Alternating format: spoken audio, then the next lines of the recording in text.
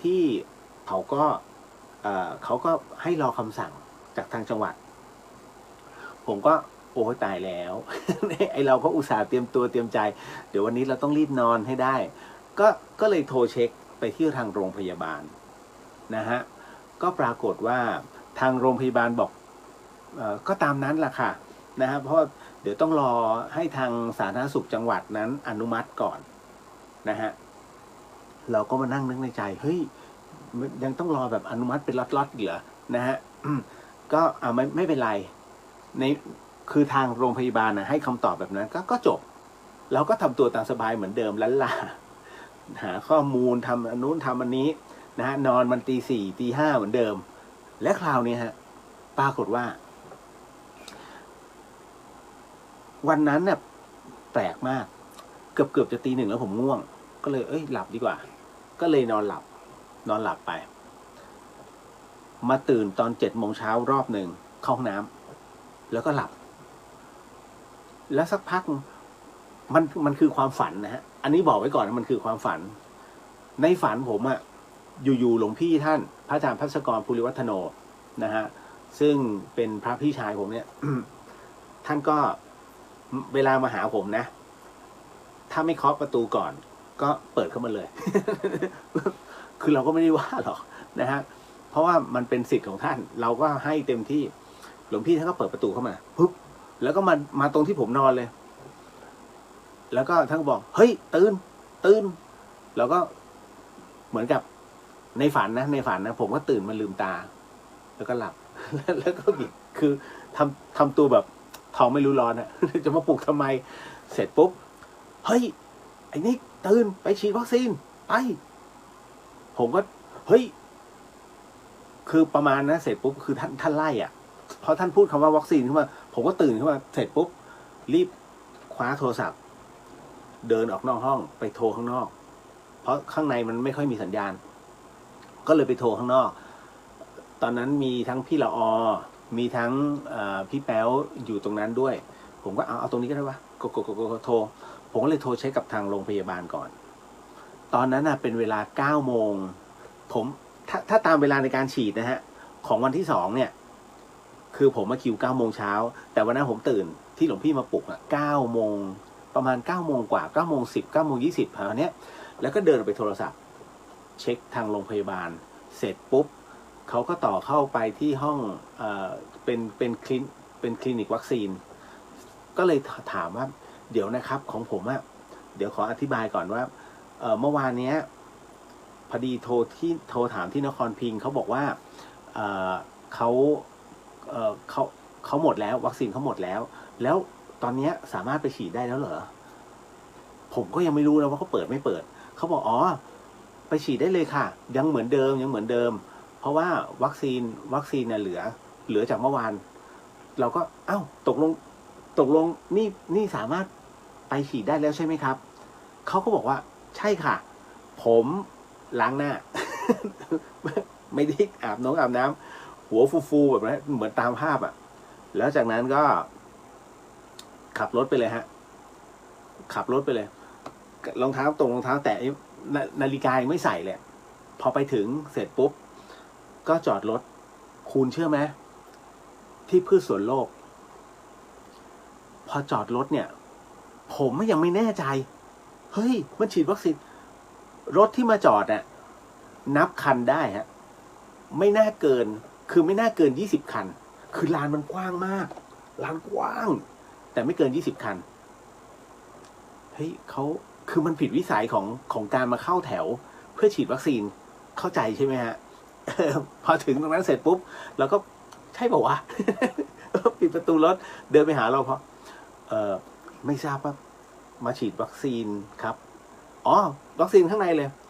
เราก็เดินเข้าไปเสร็จปุ๊บมันก็มีช่องขายตั๋วผมก็เลยไม่มั่นใจมันไม่มีคนจริงนะเพราะมีน้องนำหน้าผมไปเนี่ย2 คนผู้ชายผู้หญิงเดินไปที่เหลือโล่งขอโทษนะครับเขามีฉีดวัคซีนเหรอครับ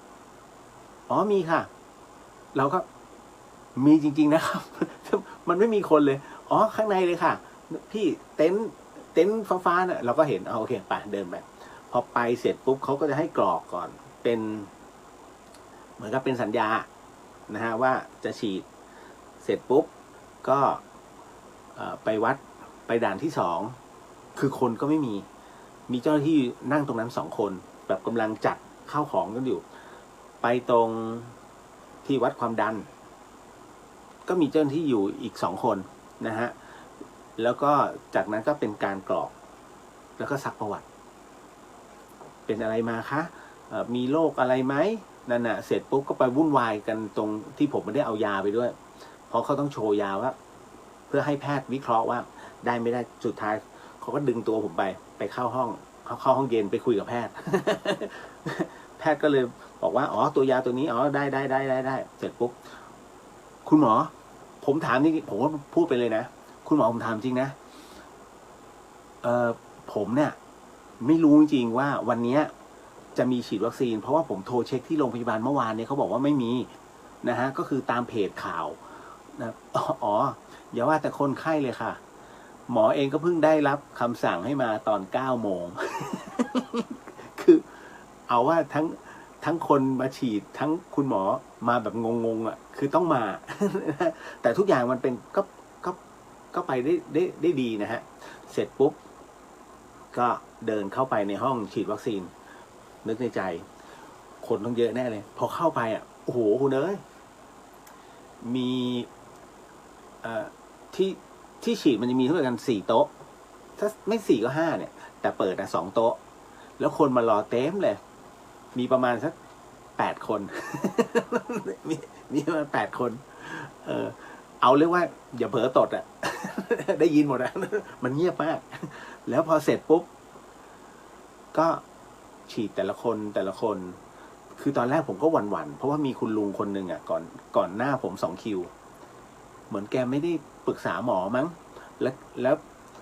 คุณพยาบาลเขาก็เลยบอกว่าคุณลุงลองตัดสินใจดูนะคะคือประมาณว่าคุยกันนะว่ามีโรคประจำตัวไหมถ้ายังตัดสินใจไม่ได้เดี๋ยวคุณลุงไปพบแพทย์ที่ห้องนี้นะคะโอ้บริการดีมากคุณลุงก็ไปเสร็จปุ๊บก็กลับมาฉีดใหม่เพราะคุณหมออนุญาตก็เลยฉีดนะเสร็จปุ๊บก็มาเป็นคิวของอีกคนหนึ่งแล้วผมก็เอาไงดีวะเอาฉีดก็ฉีดคือมันโดนขู่ไว้เยอะไงเสร็จปุ๊บพอเขาไปนั่งเสร็จปุ๊บก็ เดี๋ยวรอแป๊บนึงนะคะพอดีเดินกำลังเดินยาอยู่เสร็จปุ๊บผมก็เลยบอกเบาๆนะครับผมกลัวเข็ม แล้วผมก็ถกแขนแล้วก็ไม่มองไงแล้วจากนั้นเช็ซะหน่อยเขาก็ลงแอลกอฮอล์เสร็จปุ๊บผมก็เอาตอนฉีดแล้วกันเอาอีกเช็หนึ่งก็เราก็นั่งนิ่งๆอ่ะเขาก็เหมือนกับไม่ฉีดสักทีผมก็เลยหันไปมีอะไรหรือเปล่าแล้วหน้า2 คนเขาเลิกลักพี่สักยันหรือเปล่าหรือพี่คล้องสร้อยคอไหมคือผมอะเป็นคนที่จะคล้องอำพันธ์แต่วันนั้นไม่ได้ใส่อะไรไปก็แต่มืออะอยู่ในกระเป๋าผมกำพระหลวงพี่ไว้ พระพุทธชยันตีอะกำเอาไว้ที่มือเราก็กลัวไงอย่างน้อยก็มีไว้ก็ดีอ่ะนึกในใจเสร็จปุ๊บบอกอ๋อฉีดไม่เข้าสงสัยฉีดไม่เข้าก็เลยเอานิมนต์ไปใส่กันในกระเป๋าจากนั้นก็ฉีดจิ๊ดเดียว เข้าเสร็จปุ๊บแล้วก็พอเดินยาเสร็จก็เลยขอถ่ายรูปคุณพยาบาลเขาก็เลยถ่ายให้เสร็จปุ๊บก็เลยหันไปถามตกลงครั้งแรกฉีดไม่เข้าเหรอครับน้องพยาบาลบอกไม่ใช่ครั้งแรกครับ2 ครั้งไม่เข้า บอกอ๋อเหรอ ขอบคุณครับโหดีมากไม่เจ็บเลยก็เดินออกไปนั่งดูอาการอยู่ครึ่งชั่วโมงนะฮะวันแรกมันไม่เป็นอะไรวันที่2เท่านั้นแหละคือฤทธิ์มันเป็นอย่างนี้ฮะคือผมจะใช้สูตรของอาจารย์ดร.กมลพรก็คือว่าตอนที่พอฉีดเข้าไปเสร็จปุ๊บเนี่ยตอนที่รอดูอาการ30 นาทีผมก็เลยบอกว่าตอนนี้มีสมาชิกใหม่นะเข้ามาในร่างกายนะสามัคคีกันไว้จะ จะได้เป็นแรงทำบุญกันนะ มึงอย่าทำอะไรนะ เดี๋ยวกูหมดแรงทำบุญเดี๋ยวมึงจะบาปไปด้วย เราก็ขู่เชื้อ ถามว่าได้ผลไหมมันก็ได้ผลนะมันไม่มีอะไรเกิดขึ้นเสร็จปุ๊บก็ขับรถกลับนะฮะเราก็สังเกตตัวเองไปด้วยนะฮะสังเกตตลอดว่ามันมีอะไรหรือเปล่านะเขาบอกเดี๋ยวมีไอ้นั่นเดี๋ยวมีนี่มันก็ไม่มีนะแต่มันมีความรู้สึกว่าหิวไม่รู้ใครเป็นเหมือนผมหรือเปล่านะฉีดแอสตราเซเนกาไปหิวเฮ้ยมันหิวมากมันหิวตลอดแล้วมันกินไม่หยุดปกติผมเป็นคนที่กินแล้วหยุดบ้าง คือหยุดบ้างเล็กๆ อันนี้มันกินไม่หยุดต้องมีของเข้าปากตลอดเสร็จปุ๊บกลับมาถึงที่พักก็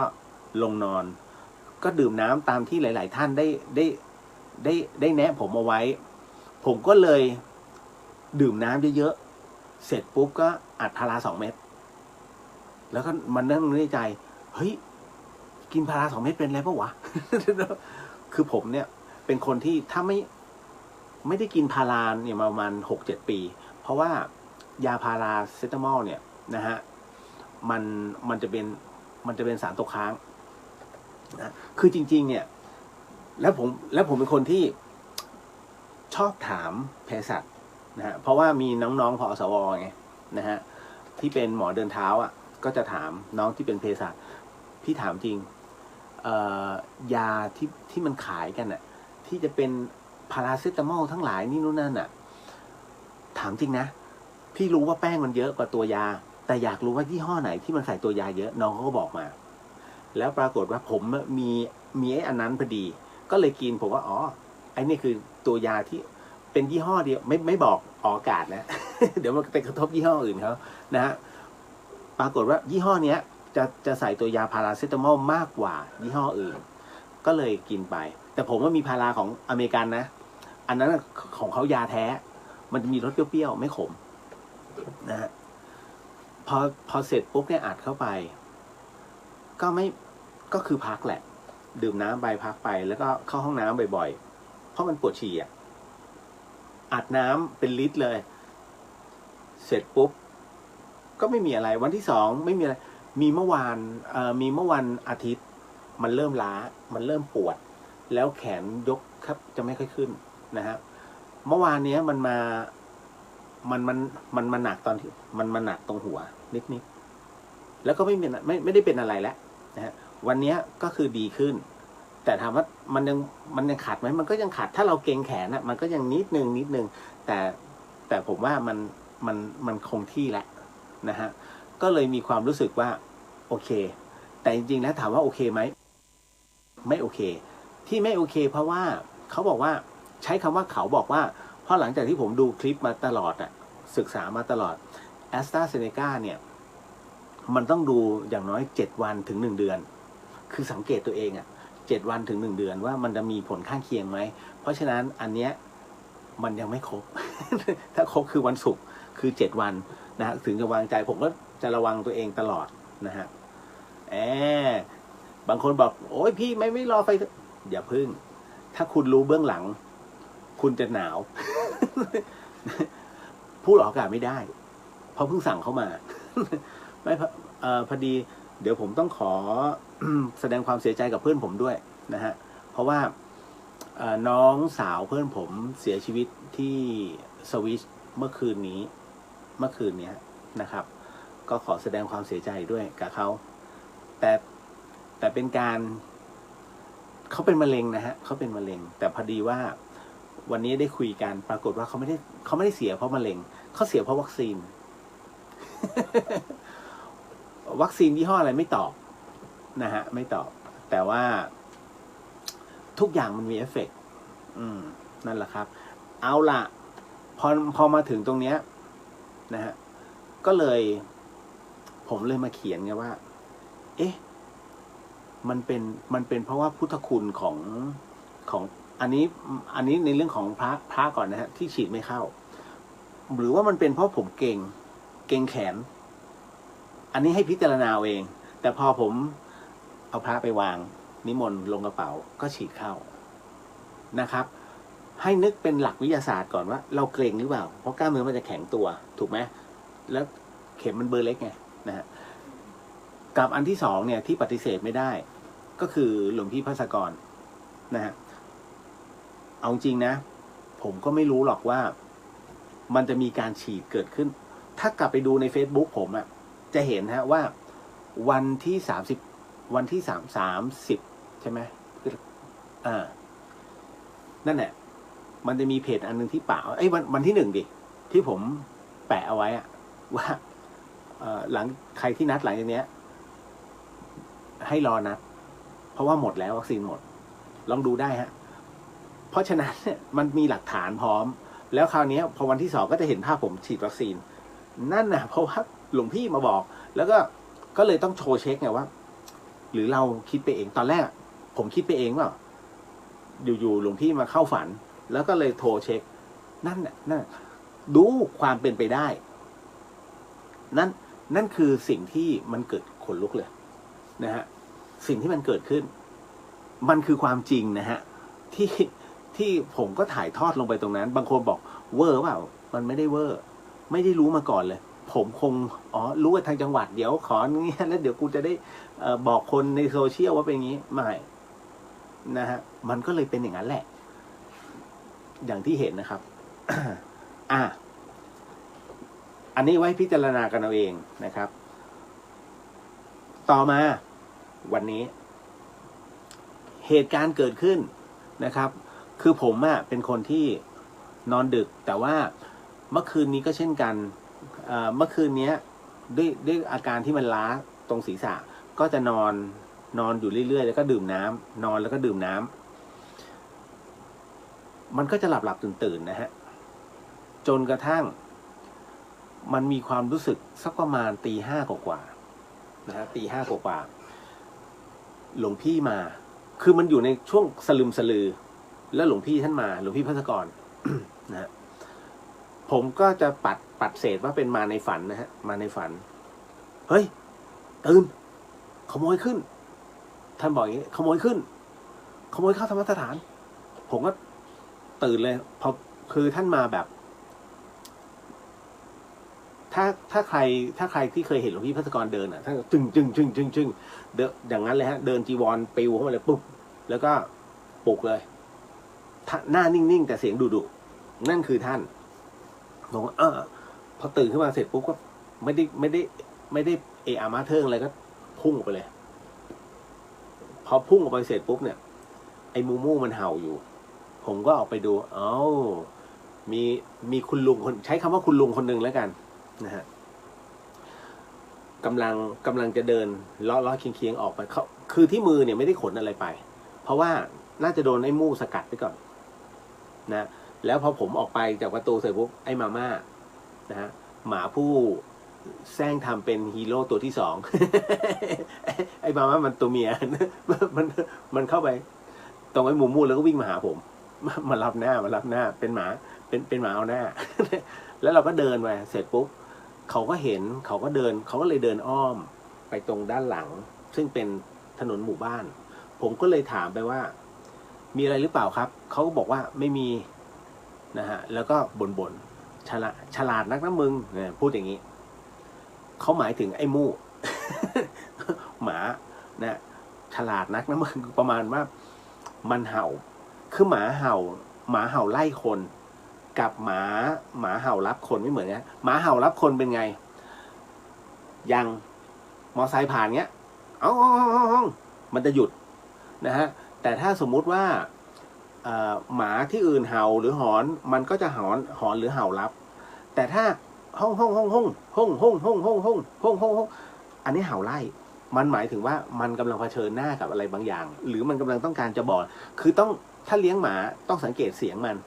นะฮะเราจะนอนอยู่จะรู้ทันทีว่ามันกำลังเผชิญอะไรอยู่มันกำลังจะบอกอะไรเราอยู่เลี้ยงจนฟังภาษาหมาออก เราก็เลยเดินออกไปเสร็จปุ๊บเนี่ยคือผมเนี่ยมีแค่บ็อกเซอร์ตัวเดียวเมื่อคืนนี้นะฮะไม่ได้กลัวหรอกเพียงแต่ว่าผมเป็นคนที่นิ่งๆอยู่แล้วนะฮะแล้วก็หลังจากนั้นเขาก็เดินเลาะมาผมก็รอให้เขานำไปก่อนแล้วก็เดินสะกดรอยตามเดินไปทางด้านเสร็จปุ๊บเห็นเลี้ยวแล้วตรงขึ้นไปทางหมู่บ้านด้านบนผมก็เลยเดินตามไปก็เลยดู อีตาลุงนี่อยู่ด้านบนตรงนู้นนี่เองโอเคเก็ตเราก็จะรู้แล้วเพราะว่าในหมู่บ้านน่ะเราก็จะคุ้นเคยนั่นจึงเป็นที่มาที่ไปว่าเป็นคนในหมู่บ้านเป็นผู้ชายก็มีอายุนะฮะสวมกางเกงยีนนะครับรองเท้าแตะเสื้อวอร์มสีดำนะครับเวลาคุยกับผมเขาจะหลบไม่ให้เห็นแต่จริงๆรู้แล้วว่าใครเพียงแต่ว่าเขาไม่ได้เอาอะไรไปไงเราก็ถือว่าจะบอกว่าเป็นขโมยก็ไม่ได้หลวงพี่มาฟ้องเป็นขโมย แต่ผมจึงใช้คำว่าเรียกว่าผู้บุกรุกแล้วกันนะฮะก็เป็นอีกหนึ่งเรื่องที่ท่านมาบอกอ่ะซึ่งเราเองเนี่ย นะฮะในฐานะที่ผมอยู่กับท่านมาตลอดนะบางคนเนี่ยฮะที่ท่านว่าจ้างมาที่เนี่ยนะครับเหมือนกับมาทำงานให้มักจะแอบเอาของของท่านไปตลอดหลวงพี่ท่านรู้นะฮะอย่างบันไดเช่นการบันไดบันไดไม้อย่างใหญ่เลยหลวงพี่จะเก็บตลอดเสร็จปุ๊บเก็บนะพวกมึงใช้กันเสร็จปุ๊บเก็บนะพอเก็บกันแต่เมื่อไหร่ก็ตามแบบเรื่องชาวบ้านขอยืมเอาไปทำบ้านไม่คืนอีกเลยฮะคือท่านรู้หมดแหละท่านก็เลยบอกว่าปล่อยมันนะฮะสักวันหนึ่งเดี๋ยวกรรมจะตามเองแล้วกรรมเวลามันตามมันเนี่ยนะฮะมันตามหนักมันมีดอกเบี้ยท่านจะสอนไปธรรมะหมดเลยผมจึงไม่กระตกกระตากเขาจะเข้ามาขโมยของต้องให้เห็นก่อนว่าในมือนะถือของออกไปนะฮะแต่ถ้าเข้ามาแล้วเราไม่เห็นก็ต้องปล่อยนะฮะเพียงแต่ตัวใจของเขาเนี่ยเขาจะรับรู้แล้วเขาก็จะรับอย่างเนี้ยผมเห็นหน้าเขาแล้วเขาก็รู้ว่าผมเห็นแล้วเขาก็จะไม่กล้าเพราะถ้าต่อไปมีของหายเขาแน่นอน เพราะผมเห็นไงนั่นแหละก็เลยต้องให้โอกาสคือมันต้องรู้จักให้โอกาสคนนะครับผมก็จะคล้ายๆท่านแหละเวลาทำอะไรเราจะไม่สร้างความวุ่นวายแล้วก็ไม่อยากจะสร้างความวุ่นวายแต่ด้วยอันนี้ก็น้องๆหลายคนที่เข้ามานะฮะแล้วก็คอมเมนต์มาเนี่ยก็บอกว่ามันเป็นด้วยสภาวะเศรษฐกิจอันนี้ผมเข้าใจนะเชียงใหม่กับกรุงเทพไม่ต่างกันที่ค่าแรงนะค่าแรงของเชียงใหม่อาจจะถูกกว่านะครับการจัดจ้างนะฮะมันก็พยายามดิ้นรนอ่ะมันก็พอๆกันแหละนะครับอันนี้เห็นใจเพราะฉะนั้นไม่สร้างศัตรูเป็นดีที่สุดเพียงแต่ว่าเราต้องเข้าใจในตัวเขาด้วยนั่นคือ2เหตุการณ์ที่ผมมากล้าพูดว่าเฮ้ยแล้วหลวงพี่มาแล้วมันน่าสังเกตตรงที่ว่าท่านมาเกือบเช้าทั้ง2ครั้งเลยนะครับและคราวนี้ก็มีน้องมาถามเอ๊ะพี่เลียวอย่างนี้ท่านยังมีห่วงใช่ไหมไม่ใช่ครับคืออย่างนี้ทุกอย่างผมบอกว่าเมื่อใดก็ตามเนี่ยที่เรามีศรัทธาไม่ว่าจะเป็นในตัวหลวงพี่ภาสกรก็ตามหรือว่าเป็นของสิ่งศักดิ์สิทธิ์ทั้งหลายหรือว่าพระพุทธเจ้านะฮะเมื่อไหร่ที่มีศรัทธานะมันจะมีจุดหนึ่งเขาเรียกว่ามีการเชื่อมต่อซึ่งกันและกันหมายถึงว่าหากท่านจะอยู่ตรงไหนก็แล้วแต่ท่านสามารถใช้จิตเนี่ยลงมาได้ฟุบมันไวมากฮะเรื่องราวเหล่านี้เพราะฉะนั้นอันนี้คือท่านมาเตือนท่านไม่ได้บอกเฮ้ยมึงต้องนี่มานะท่านบอกเฮ้ยมีขโมยแล้วก็ไปจบเป็นการเตือนที่เหลือเป็นหน้าที่เจ้านั่นแหละฮะถามว่าห่วงไหมท่านเป็นห่วงน้องๆมากกว่าหลวงพี่นะฮะผมจะบอกว่าพระอาจารย์ภัสกรเนี่ยนะฮะท่านลาพุทธภูมินานแล้วแต่ท่านเคยพูดไว้อย่างหนึ่งว่าเคยสอนผมว่ามึงจำไว้นะโพธิสัตว์ยังไงก็โพธิสัตว์นะฮะต่อให้ลายังไงวิสัยหรือนิสัยเดิมเนี่ยยังไงก็เป็นพระโพธิสัตว์หมายถึงว่าเมตตากรุณานะฮะกับผู้ใกล้ชิดนะฮะนั่นคือสิ่งที่ความเป็นพระโพธิสัตว์นะฮะเห็นอกเห็นใจหลวงพี่ท่านน่าจะมีบางส่วนที่เป็นแบบนี้แล้วก็มีความกังวลมีความเห็นใจแล้วก็อยากจะมาเตือนภัยเพียงแต่ว่ามันยังไม่ก่อให้เกิดภัยดังนั้นถ้าเรารู้เจตนาท่านเราแปลภัยให้เป็นธรรมก็จบก็อันเนี้ยผมว่าเขาไม่ได้ขโมยไปไม่มีอะไรติดมือเข้าไปเพราะฉะนั้นก็ปล่อยแต่ว่าให้รู้ว่าอ๋อเขาอยู่ตรงนี้จบนี่แหละฮะหลวงพี่มีห่วงไหมแค่มาเตือนถ้าห่วงเนี่ยต้องอยู่แบบต้องเจอกันทุกครั้งอันนี้ไม่ใช่อย่างผมเนี้ย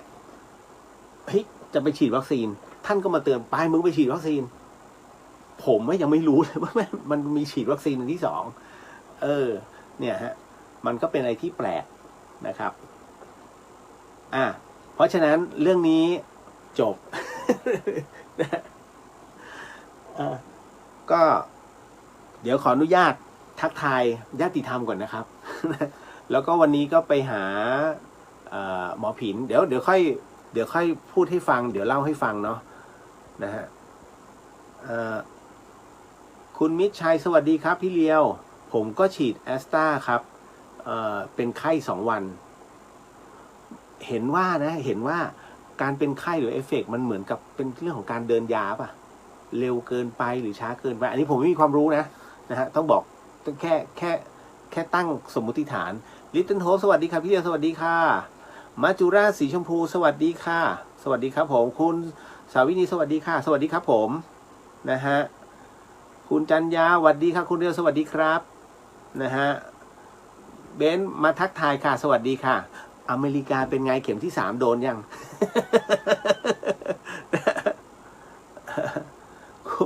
คุณกนิกาสวัสดีจ้าสวัสดีครับนะฮะคุณสจีสวัสดีครับคุณเดียวสวัสดีครับผมเสือขาวไฮโอ้น้องบ่าวสวัสดีครับไอ้บ่าวคิดถึงเนาะ คิดถึงหาเหมือนกันเนาะนะฮะเสือขาว น้องออยฮะน้องออยเจ้าหมูอ้วนสวัสดีครับสวัสดีครับผมนะฮะคุณปริญญาสวัสดีครับพี่เจ้าสวัสดีครับนะฮะก้ามปูนะฮะก้ามปูคอนหวานสวัสดีครับพี่เลียวสวัสดีครับนะฮะแอนน้องแอนสวัสดีครับพี่เลียวสวัสดีครับคุณอรุณีนะฮะสวัสดีพี่เลียวสวัสดีครับนะฮะคุณสวินีไม่กล้าฉีดค่ะกลัวผลข้างเคียงก็คือเราเองก็เป็น1 ใน 7โรคเนาะแล้วที่สำคัญก็คือว่าผมก็กังวลนะเพียงแต่ว่ามันไม่รู้นะอย่างพระอาจารย์กเชนนะฮะเมื่อเช้า พระอาจารย์กเชนโทรมาหาแต่เช้าเอ้ยเป็นยังไง แล้ววันที่2เล่นเลยท้องเสีย นะพระอาจารย์ท่านก็โดนเอฟเฟกต์เยอะแต่ท่านโดนวันเดียวแล้วก็โอเคแล้วตอนนี้โอเคเสียงใสนะฮะผมถามว่ากลัวไหมก็มีความกังวลนะแม้ปัจจุบันเองเพราะว่าจะสังเกตไหมฮะว่าหลายๆครั้งอ่ะมันจะมีเอฟเฟกต์หลังจากที่ฉีดไปแล้วเนี่ยนานเหมือนกันนะครับบางทีก็10 วันเพราะฉะนั้นเขาถึงได้บอกว่าแอสตราเซเนกาเนี่ยนะให้ดูก่อนยิ่งซีโนแวคเนี่ยจบเลย เหมือนฉีดน้ำเปล่าเหมือนฉีดน้ำเปล่านะอันนี้ที่ผมพูดเนี่ยนะฮะผมพูดในลักษณะที่ฟังในตัวขับเฮาส์นะฮะแล้วข้อมูลมันหมอมาพูดทั้งนั้นเลยนะฮะในขับเฮาส์แล้วเราก็ฟังเพื่อมาเป็นความรู้แต่ผมถ่ายทอดเนี่ยแค่เราพูดกันว่าอย่างเนี้ยอย่างแอสตราเซเนกาเนี่ยมันก็โอเคนะครับแต่ถ้าซีโนแวคเองเนี่ยหมอก็ยังเรียกร้องเลยครับว่าภูมิมันไม่เกิดขนาด2 เข็มแล้วนะฮะถึงได้เกิดเรียกร้องขอไฟเซอร์ไงฮะนี่แหละแล้วโมเดอร์นาจองกันทันไหมไม่ทันหรอกเอาจริงเชียงใหม่ก็ไม่ทันครับโมเดอร์นานะครับแต่จริงวันนี้มีโรงพยาบาลวิมุตติส่งมาเพราะว่าผมจองเอาไว้ผมก็เลยโหถ้าเขาเขียนว่าล็อตยาจะได้เดือนตุลาถึงต้นปี65โอ้โหถ้าเป็นงั้นผมมองว่าเดี๋ยวผมรอเนี่ยรอของจุฬาทำไมต้องรอของจุฬาอันนี้คุยกันเล่นๆนะฮะเพราะว่าวัคซีนของจุฬาเนี่ยของไทยเองนะฮะมันทั้งฆ่าเชื้อและป้องกันไวรัสได้ที่ทำมาจากใบยาสูบอะฮะเสร็จแล้วนะเพียงแต่ว่าเดี๋ยวรอก่อนปลายปีคิดว่าน่าจะอีกเยอะจะมีให้เราเลือกเยอะของไทยด้วยนะฮะยกเว้นว่าถูกสกัดดาวรุ่ง นะเดี๋ยวจะแก้ตัวไม่ได้ นะอันนี้ก็ลองเตรียมใจนะฮะลองดูก่อนเนาะนะฮะถ้าไม่มีโรคประจำตัวผมแนะนำนะฮะเหมือนกับที่พี่เพื่อนทั้งหลายแนะนำผมฮะพักผ่อนเยอะๆดื่มน้ำไว้ก่อนเลยนะฮะก็จะไม่มีเอฟเฟกต์นะครับ มันแปลกนะ เป็นครั้งแรกนะที่ทุกคนกลัวการฉีดวัคซีน ไม่ใช่กลัวโรคนะ คือโรคเนี่ยตอนนี้กูยังไม่เป็น แต่กลัวฉีดปุ๊บนะกูเป็น ไม่ใช่เป็นโรคนะ นะฮะโยต่อให้ฉีดก่อนเลยครับพี่เลียว จริงๆนะพี่เลียวอยากให้ทุกคนน่ะก็ได้ฉีดเหมือนกัน อันนี้มันแค่เหมือนเป็นใบเบิกทางให้เราอ่ะ เวลาเราจะเข้าที่นู่นเราก็จะไปที่นี่อ่ะฉีดหรือยังมันจะมีถูกบันทึกไงในประวัติของเราในบัตรประชาชน มันขึ้นนะคุณนั่นแหละของผมเองก็ยังไปไหนไม่ได้จนกว่าจะครบ14 วันถึงจะไปนู่นไปนี่ได้เขาจะมีการรับรองแบบนั้นครูสุนทรเข้าช้าหน่อยสวัสดีครับสวัสดีฮะครูสุนทรนะฮะใช่ครับสวัสดีครับพี่เลียวสวัสดีครับนะฮะคุณณัฐศิษย์สวัสดีครับพี่เลียวสวัสดีฮะอันนี้คุณขวัญตาสวัสดีครับคุณเรียววันนี้มาช้าเพราะว่าเอาดูสแตนด์อัพของคุณโน้ตอุดมนะฮะหาจนท้องแข็งตาย อุดมแต้พานิช เอาละฮะคุณไก่ลุงสวัสดีคุณเรียวสวัสดีฮะคุณมนัญญาหิวบ่อยอยากนอนทานเยอะขึ้นอ้าวเป็นเหรอฮะ เป็นเหมือนกันใช่ไหม เนี่ยผลของแอสตราเซเนกาครูสุนทรจองโมเดอร์นาไม่ทันเหมือนกันฮะสีพัดเปิดมาไม่ถึงครึ่งชั่วโมงเต็มนะครับครูสุนทรอดเลยนะฮะคุณขวัญบอกในอนาคตเชื่อว่าโควิดก็จะเหมือนไข้หวัดใหญ่ค่ะทุกปียังมีคนเสียชีวิตจากไข้หวัดใหญ่อยู่แต่ไม่มีข่าวใช่ครับนะฮะมิ้นบอกว่าสวัสดีครับพี่เลี้ยวน้องสาวอยู่สวีเดนฉีดไฟเซอร์ค่ะมีอาการง่วงไวนอนทุ่ม 1ตื่นตี 3โอ้โหสุดยอดคือผมจะบอกทุกวัคซีนน่ะที่หลายๆคนคิดว่ามันปลอดภัยแล้วก็ไม่มีวัคซีนไหนที่ปลอดภัยพูดตามตรงเลยนะฮะเพราะว่าอะไรเพราะว่ามันเป็นของใหม่ไงคุณแล้ววัคซีนเพิ่งค้นพบเมื่อปีที่แล้วปกติไม่ว่าจะเป็นไข้ทรพิษหรืออะไรของเรามันจะมีวิจัยอยู่เรื่อยๆถูกไหมมัน 4-5 ปีก็จะปล่อยออกมามันถึงไม่อันตรายแต่อันเนี้ยเล่นเลย ที่สำคัญผมงงมากสปุตนิกนะฮะสปุตนิกกับจอร์นสันแอนด์จอร์นสันรู้สึกอเมริกาไม่เอาใช่ไหมนะฮะและตอนหลังเขารู้สึกว่าเขามาปรับแต่ก็อเมริกาก็ยังไม่เอาอยู่ดี เขาส่งออกมาว่าไทยเอาแต่ยังไม่เห็นนะฮะสปุตนิกก็ไม่เห็นแต่ผ่านอยไฟเซอร์ยังไม่ผ่านรออีก2 อาทิตย์รอเพื่อ ผมไม่เข้าใจนะฮะรัฐมนตรีคือคนกำลังจะเสียชีวิตอยู่1-2 วันเดี๋ยวรออีก2 อาทิตย์ เห็นไหมคือบางอย่างอ่ะเรายังคิดได้เลยเฮ้ยมันต้องเร่งแล้วมันต้องผ่านให้ได้ภายใน1-2 วันติดกระบวนการตรงไหนตัดลดขั้นตอนลงมันชีวิตคนไงถูกไหมฮะเพราะว่าความไม่เชื่อใจมันเกิดขึ้นนี่แหละเอาละอยากทำบาปก็ว่าไป เราไม่ได้ขู่นะแต่จริงๆทุกชีวิตที่สูญเสียไปคือกรรมที่คนที่ต้องรับผิดชอบเขาต้องรับผิดชอบนั่นคือสิ่งที่ของฟรีจึงไม่มีในโลกนั่นนะฮะคุณปิยพันธ์สวัสดีครับผมยังไม่ฉีดเลยจริงอยากให้ฉีดทุกคนเลยจริงๆนะฮะคุณมุนาซื้อมาม่าไปให้ลุงคนนั้นลังหนึ่งเลยค่ะ นะฮะคุณจินชาสวัสดีค่ะคุณเดียวรอดแล้วเข็ม 1ยินดีด้วยนะครับ โอ้โหตายแล้ว มันเหมือนลุ้นโชคนะรอดไหมวะ รอดไหมวะนะฮะหิวไม่น่าเกี่ยวกับแอสตราเซเนกานะครับเท่าที่คุยนะเป็นเยอะนะฮะ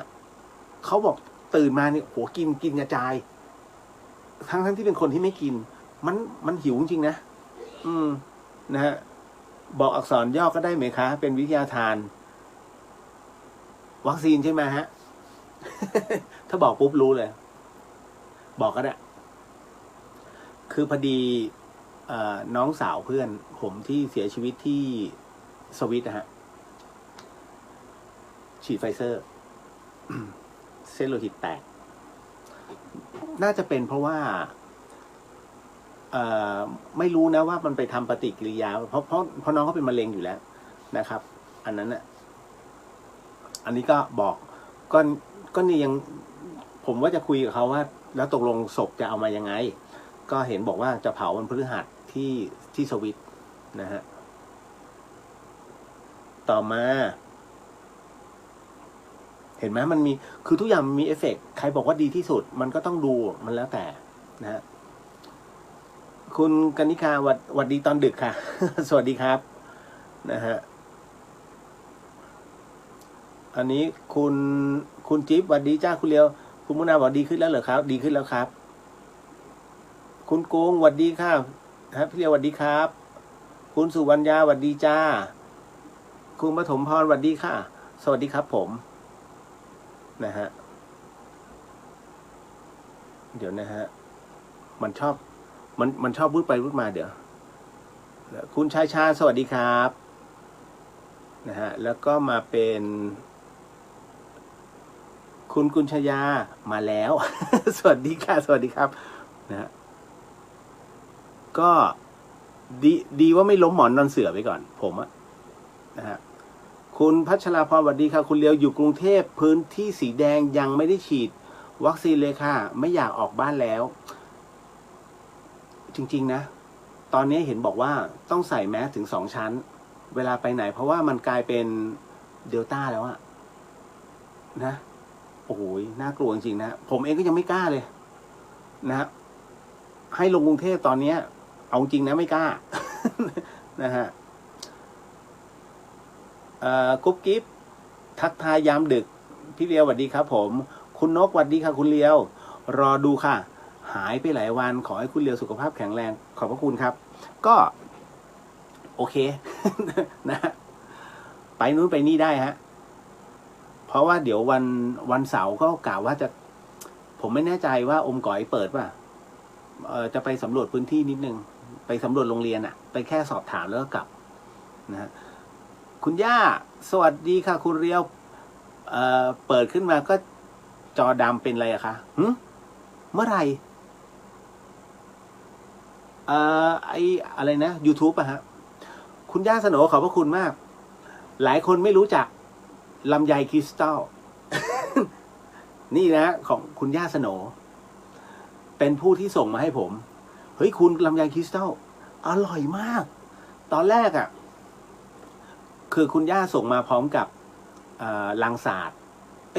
ใช่ไหมลองกองหรือลังศาสตร์แล้วคุณย่าก็โทรมาตกลงได้ยังคะ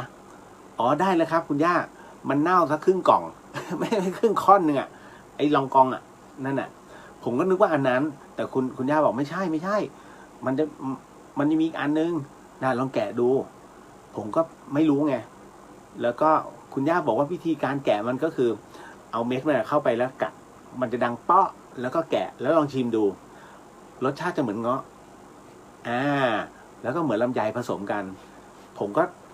แล้วอันไหนวะมันมี2 กล่องก็เลยเปิดขึ้นมาคุณย่าห่อมาอย่างดีเลยพอเปิดมาผมไอ้นี่มันมะกอกนี่หว่า ไปเข้าใจผิดนี่มันมะกอกนี่หว่าแล้วพอเอาขึ้นมาแล้วมันก็นั่งกัดมันดังเปาะพอบีออกมาคือผลมันเหมือนเงาะอะพอกินเข้าไปคำแรกเฮ้ยนี่มันลูกชิดรู้จักฮะลูกชิดที่กินไอติมอะลูกชิดบวกเงาะบวกลำไยอร่อยแล้วมันต้องลองสั่งดูคุณย่ารับสั่งนะฮะ สวนที่บ้านคุณย่าบอกว่าเอามาจากมาเลเซีย2 เม็ดเอามาเพาะเองแล้วตอนนี้มันขึ้นนะมันเป็นไม้ผมไปดูแล้วประวัติมันเป็นไม้ของอินโดนีเซียนะฮะก็ถือโอ้โหลาปากครั้งแรกในชีวิตคุณนะฮะมาถึงคุณสุวรรณยาขอให้สุขภาพแข็งแรงขอบพระคุณนะครับนะฮะแล้วก็มาถึงเดี๋ยวนะฮะอึดไม่คือต้องแตะฮะ ไม่งั้นมันจะเลื่อนไป คุณปิยพันธ์สวัสดีครับผมยังไม่ได้ฉีดเลยคุณจินชาบอกว่าอักษรอักษรย่อพาราหรือว่าอักษรย่อนั้นตายแล้วจบเลยเรียวไปเฉลยซะแล้วเดี๋ยวโดนด่าอ๋อตัวทีครับนะฮะตัวที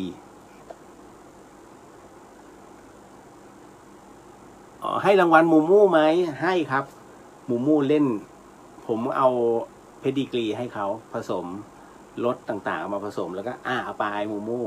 นะฮะกุ๊กกี้บอกว่าพี่เลียวคะเราจะทราบได้อย่างไรครับว่าวิญญาณหรือว่าเจ้ากรรมนายเวรได้บุญแล้วเดี๋ยวตอบเนาะ ต่อมา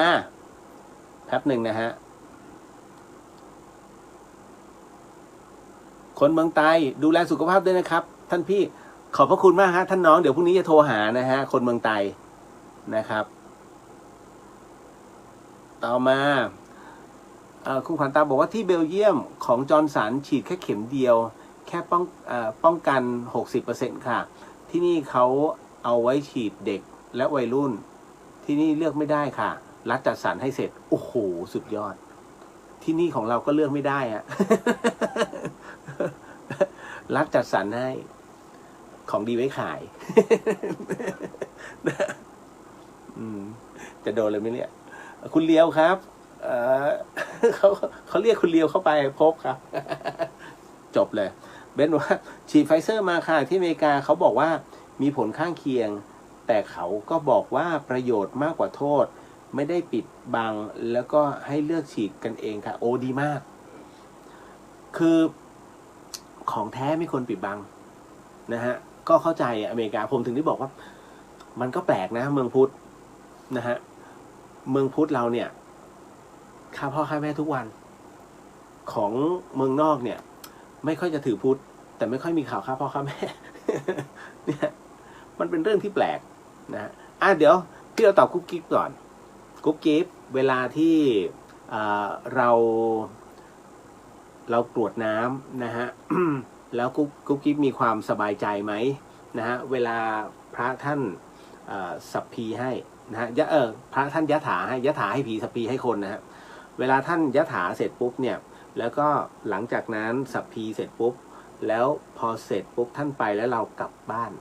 ถ้ากุ๊กกิ๊บมีความรู้สึกว่าสบายใจได้ทำแล้วเป็นที่เรียบร้อยความอิ่มเอิบใจบุญหมายถึงความสุขความเจริญเมื่อมันมีความอิ่มเอิบใจเขาเรียกว่ากระแสแห่งบุญณตรงนี้ถึงครับเพราะว่าวิญญาณนั้นมิใช่เสพข้าวของวิญญาณคือการเสพรัศมีนะฮะออร่าประจำตนของแต่ละตนนะฮะอาหารแค่ส่วนประกอบแต่ท้ายที่สุดแล้วนะตามภพภูมินะถ้าตามหลักเราจริงๆเนี่ยนะฮะถ้าตั้งแต่ดาวดึงจริงๆจตุมหาราชิกาก็เสพตรงนั้นแต่ถ้าเป็นในห่วงของระหว่างทางที่จะไปเนี่ยอันนี้อาหารที่ทำบุญไปเนี่ยระหว่างทางที่จะเดินไปพิพากษาอาหารดังนั้นณตรงนี้นี่เองเนี่ยนะครับเท่าที่ผมพูดคุยกับคนที่ตายแล้วฟื้นเหมือนกันผมคงไม่คุยกับคนตาย เท่าที่ได้สนทนากันเนี่ยเขาไปประสบพบเจอมาก็ประมาณนี้นะฮะว่าคนที่เขากำลังเดินไปเนี่ยไปสู่อีกห่วงหนึ่งนะฮะของขั้นตอนของการจะพิพากษาเนี่ยเขาจะมีอาหารกลางทางเพราะว่าเราจะหิวอะไรที่เราเคยทำบุญให้แล้วถามว่าแล้วคนที่เขาไม่เคยทำบุญใส่บาตรแล้วเขากินเขาหิวมันหิวไหมมันหิวฮะแล้วเขาทำยังไงเขาจะกลับมาหาญาติที่โลกมนุษย์หรือเปล่าหรืออะไรก็ตามอันเนี้ยพ่อแม่ครูบาอาจารย์ผมใช้คำนี้แล้วกันบอกว่ากรณีของคนที่ไม่เคยทำบุญนะฮะแล้วบังเอิญคนที่ทำบุญต่างกันนะคนไม่เคยทำบุญกับคนทำบุญคนที่หมั่นใส่บาตรเนี่ยฮะอาหารเขาจะเยอะเมื่อจิตของเขาเนี่ยที่มันแตกดับไปแล้วนะฮะไปอยู่อีกปรโลกซึ่งเขาอยู่ด้วยกันในภพเดียวกันเขาสามารถแบ่งให้ได้หมายถึงว่ากองนี้มันเหลือเยอะฉันใส่ไว้เยอะตุนไว้เยอะเป็นร้อยๆนะฮะเอาไปโมทนาให้ขอเป็นอานิสงส์สำหรับฉันเจ้าเอาไปเขาก็ได้กินนะฮะตัวของคนที่มอบให้ก็ได้บุญเพิ่มขึ้น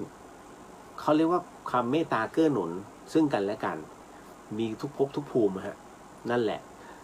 ณตรงนี้นี่เองถึงได้บอกว่ามันมีการเสพได้นะครับ แต่กรณีของที่กุ๊บกิ๊บถามมาว่าเป็นการนั้นส่งให้กันได้หรือเปล่านะครับ แล้วก็เขาจะได้รับหรือเปล่าเขาได้รับอยู่แล้วครับได้รับตั้งแต่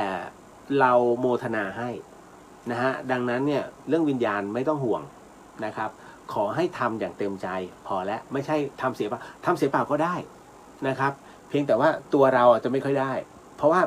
ถ้าต้นคือเขาเรียกว่าถ้าต้นทางเนี่ยมันตีบแล้วขี้เหนียว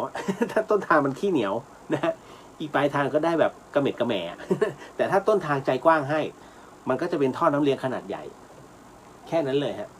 การส่งบุญนะฮะครั้งที่แล้วที่ถามพี่เลียวไว้เนี่ยกุ๊บกิ๊บแล้วก็มีหลายคนก็ถามเหมือนกันบอกว่าวิญญาณจะมาในรูปแบบไหนได้บ้างคะคือหนูฝันเห็นผีตลอดเลยจริงๆแล้วผมบอกแล้วว่าตัดอายตนะก่อนนะคืออายตนะมันมีทั้ง12นะฮะเพราะฉะนั้นเอาแค่อายตนะ5ก่อนนะฮะก็คือตาหูจมูกลิ้นกายแต่ลิ้นเนี่ยไม่จัดอยู่ในอายตนะของการสัมผัสของวิญญาณดังนั้นจึงเป็นนิมิตนะครับเพราะฉะนั้นเนี่ยตาหูจมูกสัมผัสและนิมิต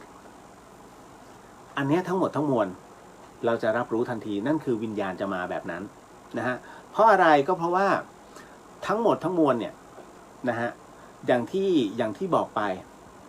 ถ้าสมมุติว่าเราไปอยู่ในเดี๋ยวก่อนวิญญาณจะปรากฏก็ต่อเมื่อ1คุณต้องมีความผูกพันซึ่งกันและกันนะฮะ2วิญญาณนั้นเป็น1หน่วยพลังงานที่มีค่าของพลังงานนั้นเล็กมากแค่16จูล3พื้นที่ตรงนั้นจะต้องเป็นพื้นที่ที่มีความเกี่ยวเนื่องเกี่ยวข้องมีเรื่องราวนะฮะ 4 อุณหภูมิสัมผัสต้องได้เพราะฉะนั้นทั้งหมดทั้งมวลเนี่ยการปรากฏของวิญญาณจะเกิดขึ้นได้เนี่ยมันต้องประกอบคุณสมบัติหลายอย่างพอสมควรไม่ให้อยู่อยากปรากฏก็ปรากฏไหนทำให้ดูดิวิญญาณออกมาไงมันไม่มีฮะนะฮะเพราะฉะนั้นณตรงนี้เองแล้วการปรากฏของวิญญาณเป็นแบบไหนผมถึงได้บอกไงมันปรากฏตามอายตนะฮะบางคนเดินอยู่เฮ้ยมาแล้วกินได้กินมากกินทูบมาแล้วมาเป็นกลิ่นดอกไม้และดอกไม้ต้องเป็นคนตายชอบมันจะเป็นอย่างนี้ก็คือเขาเรียกมาเป็นสัญญาณอย่างผมอะหลวงพี่ภัสกรมาหลวงพี่มาในลักษณะที่มาในฝันมานิมิตถูกไหมฮะเพราะฉะนั้นเนี่ยอันนี้เขาเรียกท่านมาแล้วมาเตือนมาบอกเนี่ยนะนิมิตต่อมาเป็นในเรื่องของจักษุมาในเรื่องของตาโสตตาสัมผัสมาเห็นเลยเฮ้ยเงาดำๆใช่เลยอะมาให้เห็นปรากฏให้เห็นต่อมาในลักษณะของหูกำลังนั่งสวดมนต์อยู่เรียกชื่อเลี้ยวนะฮะหันไปไม่เจอนะหันไปไม่เจอเลี้ยวหันไปไม่เจอข้างนี้มึงหันผิดข้างอ๋อนั่นอยู่ข้างนี้นะอันนี้คือมาทางหูนะฮะ แล้วจากนั้นล่ะมาในเรื่องของกลิ่นไปแล้ว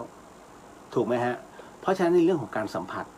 อุ้ยเดินดูที่ขนลุกเลยอุ้ยดูที่มาแล้วเนี่ยเห็นไหมนี่คือเป็นการรับรู้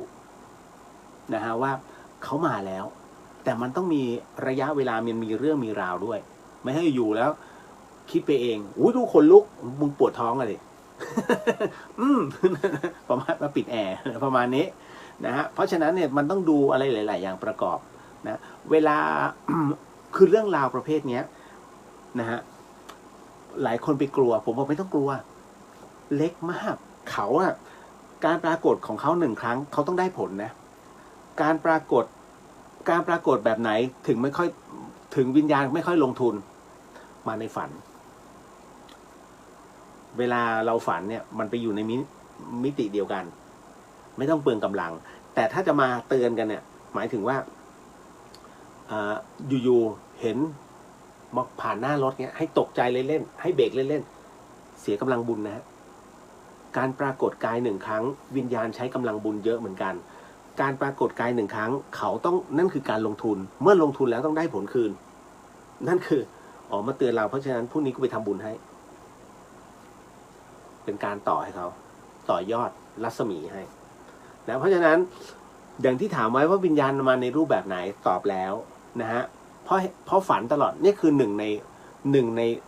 นสิ่งที่วิญญาณต้องการปรากฏแล้วก็ต้องการสื่อ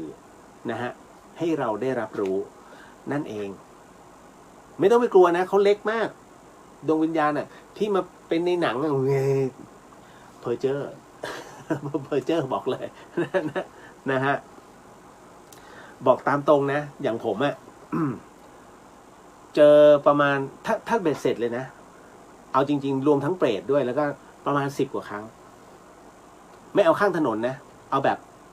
ตอนที่ยังไม่มีอะไรเกิดกับตัวนะฮะเจอประมาณ10 กว่าครั้ง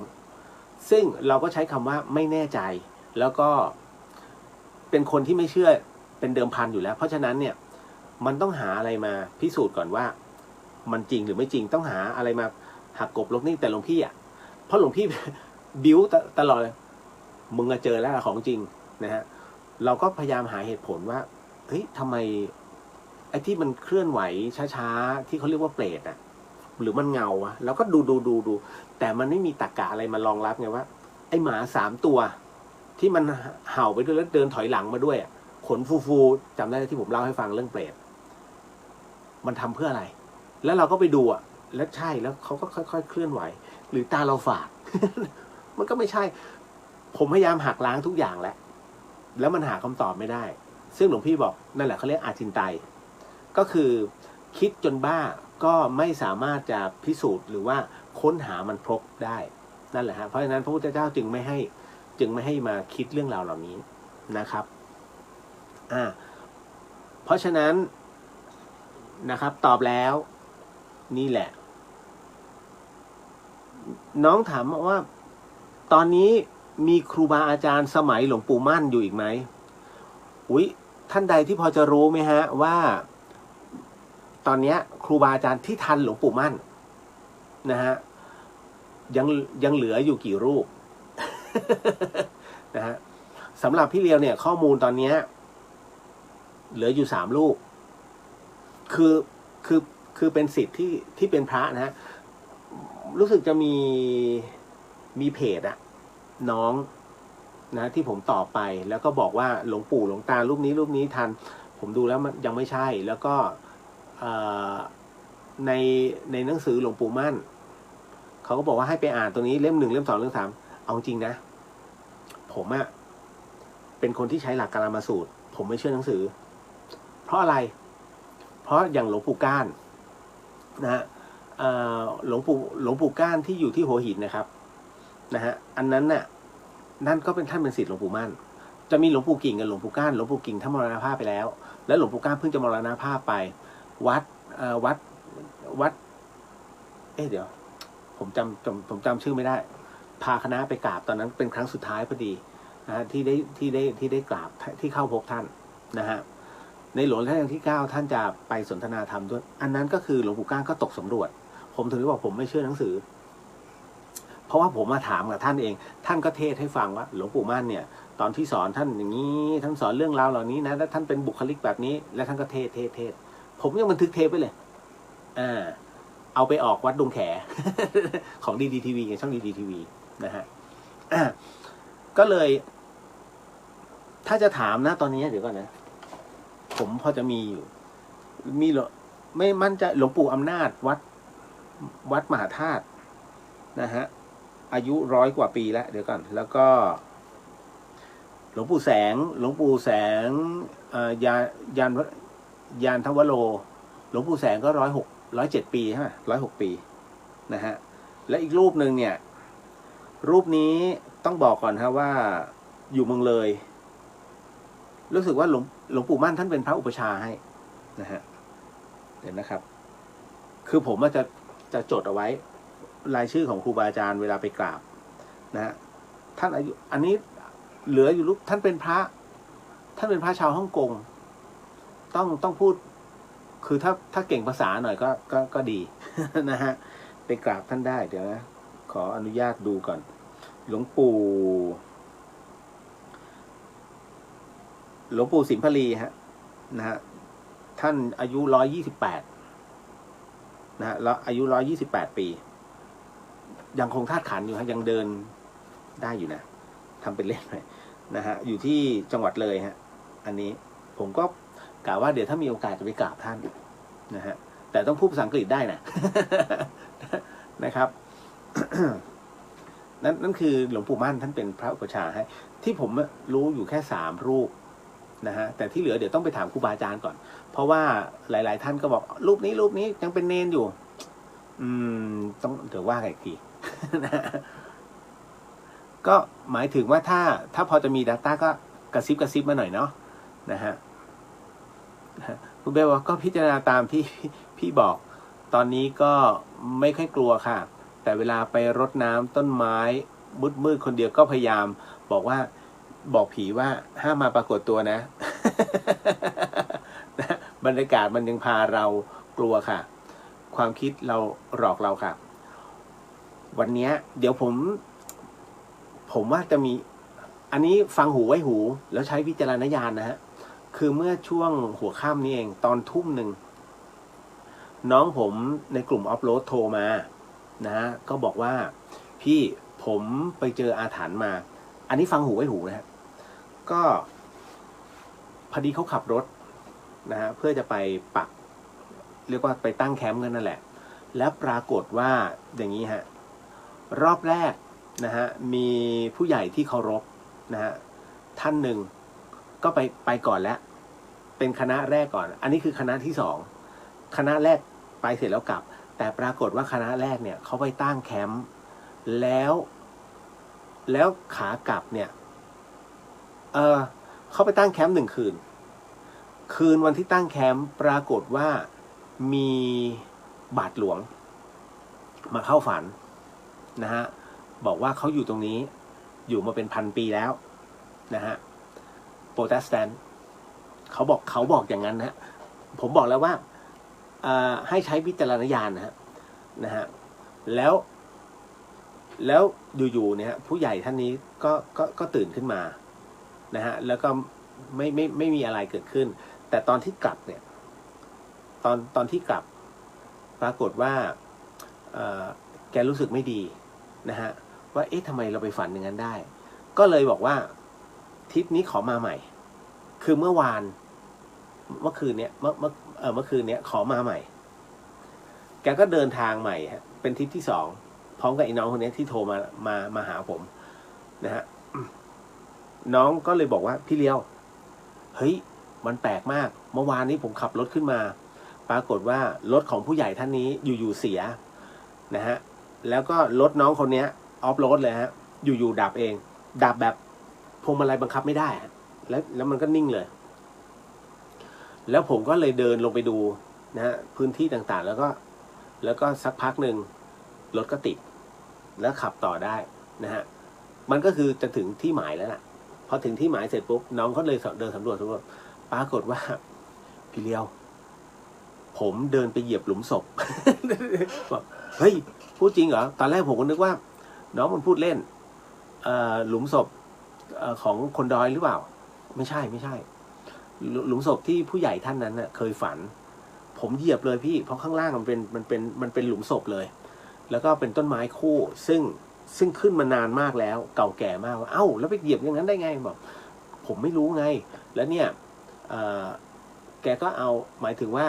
แกก็ไปปรึกษาผู้ใหญ่ท่านนั้นผู้ใหญ่ท่านนั้นก็เหมือนกับมาขอเข้ามาก็เอาเนสวิต้านะฮะเอาไปวางเอาไว้หมายถึงว่าถวายให้วันเนี้ยขากลับลงเขาลงดอยเสร็จปุ๊บผู้ใหญ่ท่านนั้นส่งข่าวมาว่าคนขับรถซึ่งเป็นแฟนแกปวดท้องนะฮะแล้วลุงคนนั้นก็เลยบอกอยากกินเนสวิต้าซึ่งผู้ใหญ่ท่านเนี้ยเอาเนสวิต้าเนี่ยนะฮะเอาไปให้ที่หลุมศพของบาทหลวงที่เขาบอกในฝันนะว่าเป็นบาทหลวงแกก็โอ้โหนี่ทำไมคือคนที่ปวดท้องเนี่ยเขาไม่รู้เลยนะว่าผู้ใหญ่ท่านนี้เอาอะไรไปถวายก็เลยโอ้นี่ตามมาส่งขนาดนี้เลยเหรอ ส่งถึงบ้านเลยนะทำให้ปวดท้องนะนั่นแหละมันก็เป็นอีกเรื่องราวที่แปลกแล้วน้องโทรมาบอกพี่เลียวน่าพิสูจน์มากเลยไปกับผมเลยดิบอกเดี๋ยวครั้งหน้าถ้าครั้งหน้าไปบอกด้วยเดี๋ยวจะไปดูให้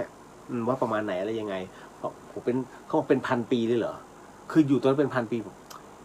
ถ้าพันปีมันสมัยนู่นเลยพระเจ้าติโลกราชอีกเพราะพระเจ้าติโลกราช700 กว่าปีใช่ไหมฮะที่เชียงใหม่นั่นแหละก็น่าสนใจ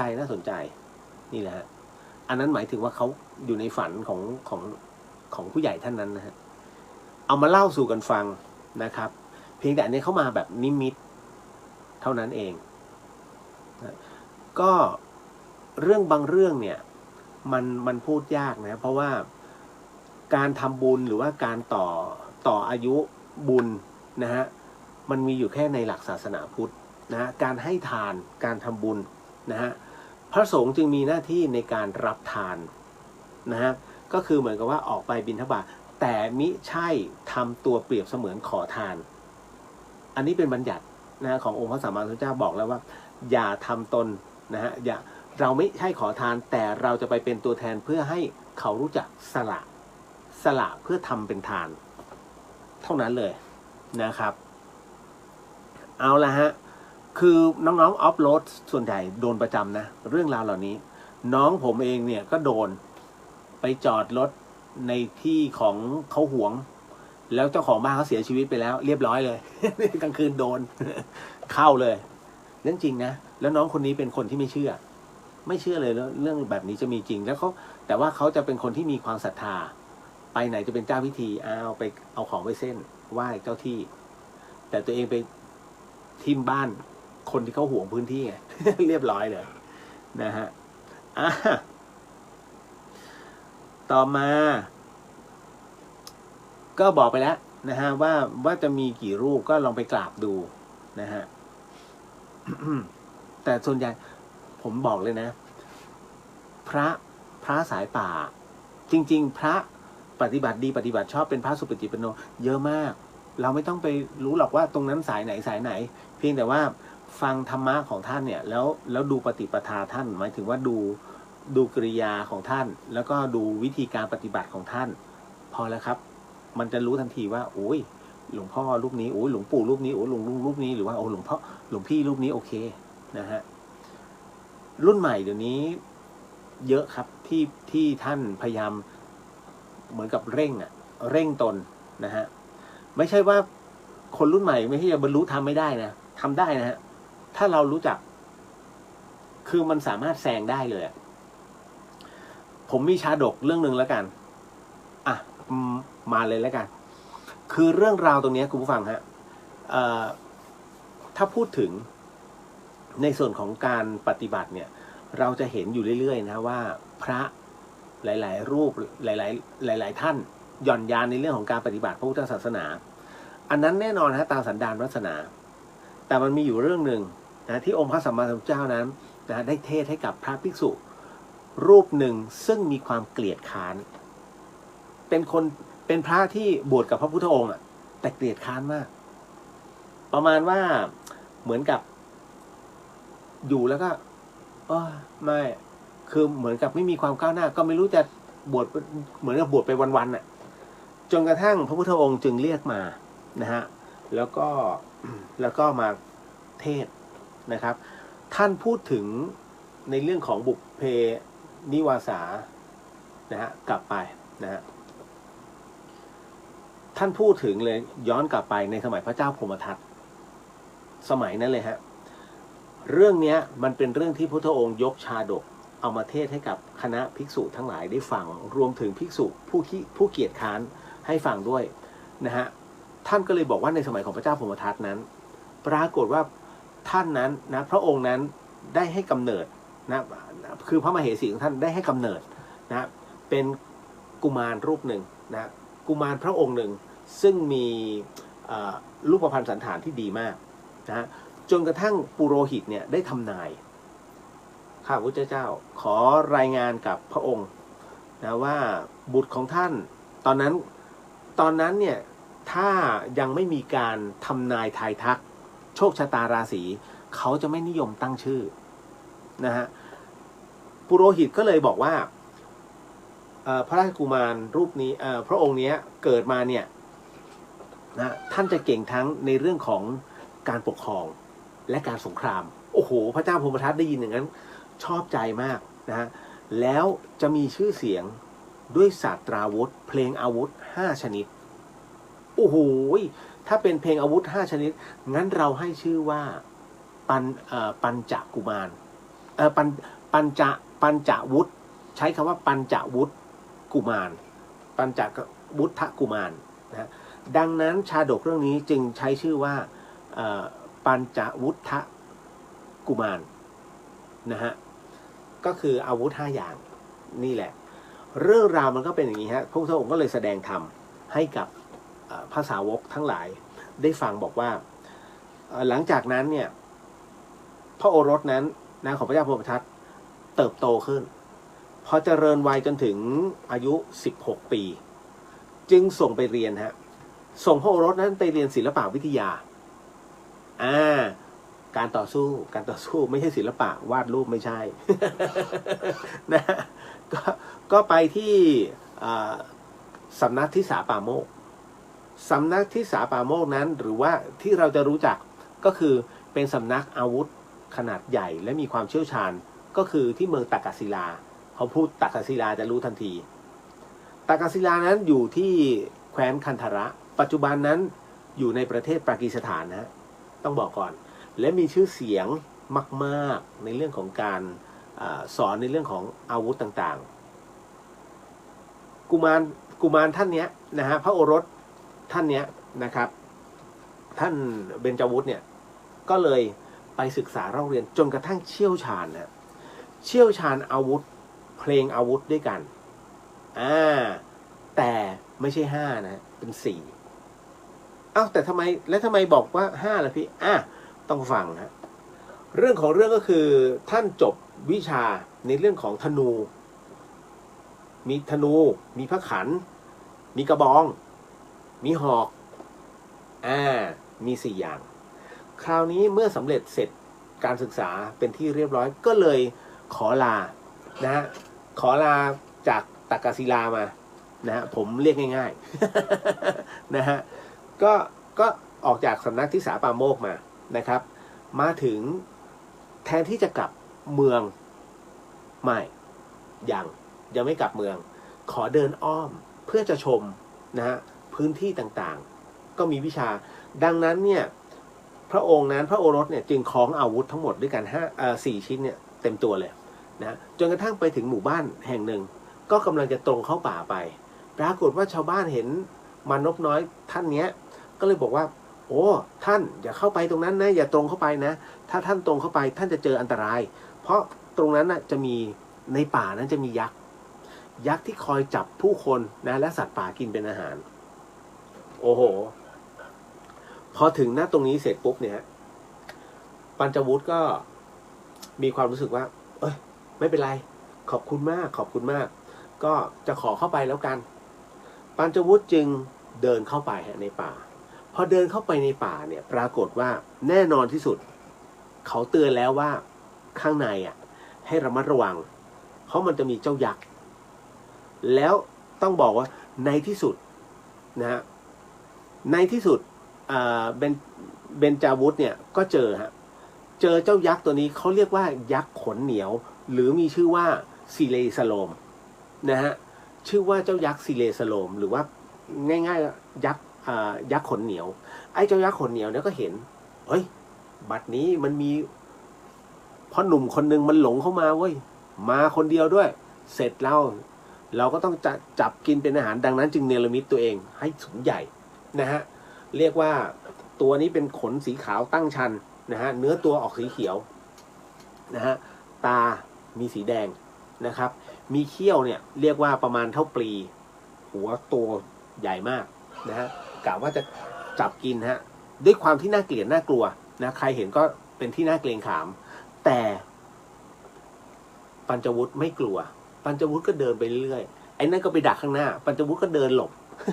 ก็คือไม่กลัวไอ้นี่ก็งงๆแต่ในที่สุดแล้วเมื่อเผชิญหน้ากันไอ้เจ้ายักษ์ขนเหนียวเนี่ยก็เลยบอกว่ามานี่เดี๋ยวข้าจะจับเจ้ากินเป็นอาหารแต่แทนที่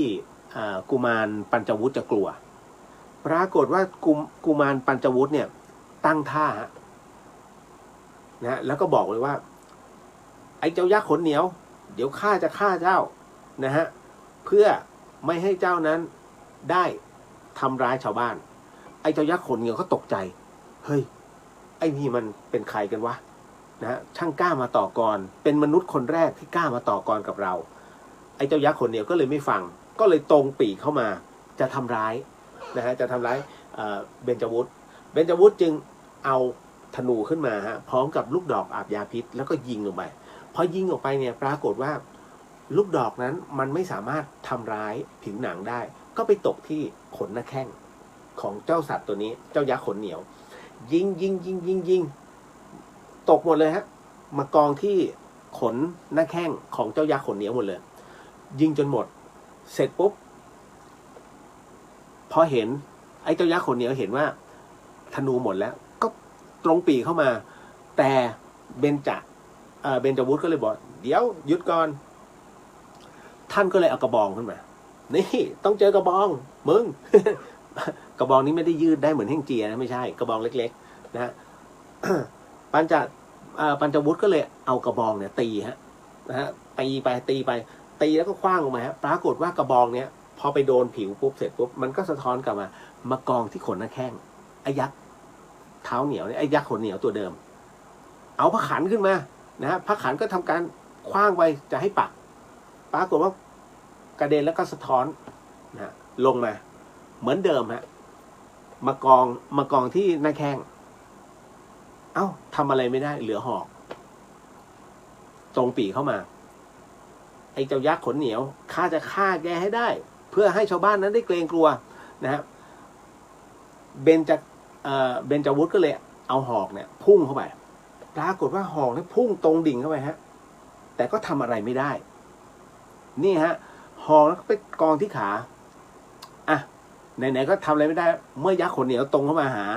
นะครับเบญจวุฒิก็เลยต่อยซ้ายมือก็ติดที่ขนเพราะขนมันเหนียวต่อยที่ขวาขนมือก็ติดขนก็ที่เหนียวเนี่ยฮะเตะซ้ายก็ติดเตะขวาก็ติดเหลือหัวก็เลยเอาหัวโขกหัวก็ติด เพราะมันเป็นยักษ์ขนเหนียวนะฮะไอ้เจ้ายักษ์ขนเหนียวมันก็ไอ้หนุ่มคนนี้นี่มันสู้ไม่ถอยเลยเว้ยมันเป็นเพราะอะไรวะนะฮะอ่ะไหนๆก็ไหนๆเจ้ายักษ์ขนเหนียวแพ้ทางคนใจกล้าไอ้หนุ่มไหนๆก็ไหนๆแล้วเองวันนี้ข้าจะไม่ฆ่าเองหรอกเพราะเองเป็นคนที่ใจกล้านะฮะเบญจวุฒิก็เลยบอกว่าถึงเจ้าจะฆ่าข้าก็ไม่ได้หรอกยังมีอาการต่อกรฮะถึงเจ้าจะฆ่าข้าก็ไม่ได้หรอกเจ้ายักษ์ขนเหนียวบอกทำไมข้าจะฆ่าเจ้าไม่ได้ก็ปรากฏว่าเบญจวุฒิก็เลยบอกว่าก็เพราะว่าในตัวข้าเนี่ยในท้องของข้านั้นมีวชิรวุธอยู่เมื่อไรก็ตามที่เจ้ากินข้าไปวชิรวุธนะฮะในท้องของข้ามันก็จะไปทำลายตัวเจ้าเพราะฉะนั้นข้าจะไม่ยอมตายคนเดียวเด็ดขาดเจ้ายักษ์ขนเหนียวนั้นนะฮะได้ยินดังนั้นก็รู้สึกอึ้งไอ้หนุ่มคนนี้มันเป็นใครนะฮะปรากฏว่าเบญจวุฒิเนี่ยก็เลยบอกว่าเพราะเจ้านั้นมัวแต่ทำความชั่วทำให้ชาวบ้านนั้นมีความเดือดร้อนนะเจ้าจึงไม่พบกับหนทางที่นำไปสู่แสงสว่างดังนั้นถ้าหากเจ้าตายไปเจ้าจะต้องตกนรก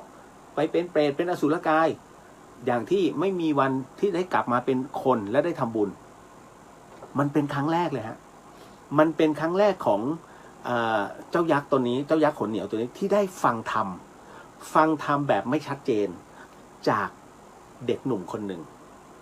นะฮะแล้วหลังจากนั้นเด็กหนุ่มคนนี้ก็เลยบอกว่าถ้าเจ้าอยากจะพบหนทางนะที่นำไปสู่ความเป็นมนุษย์เจ้าจะพบกับหนทางแห่งความดี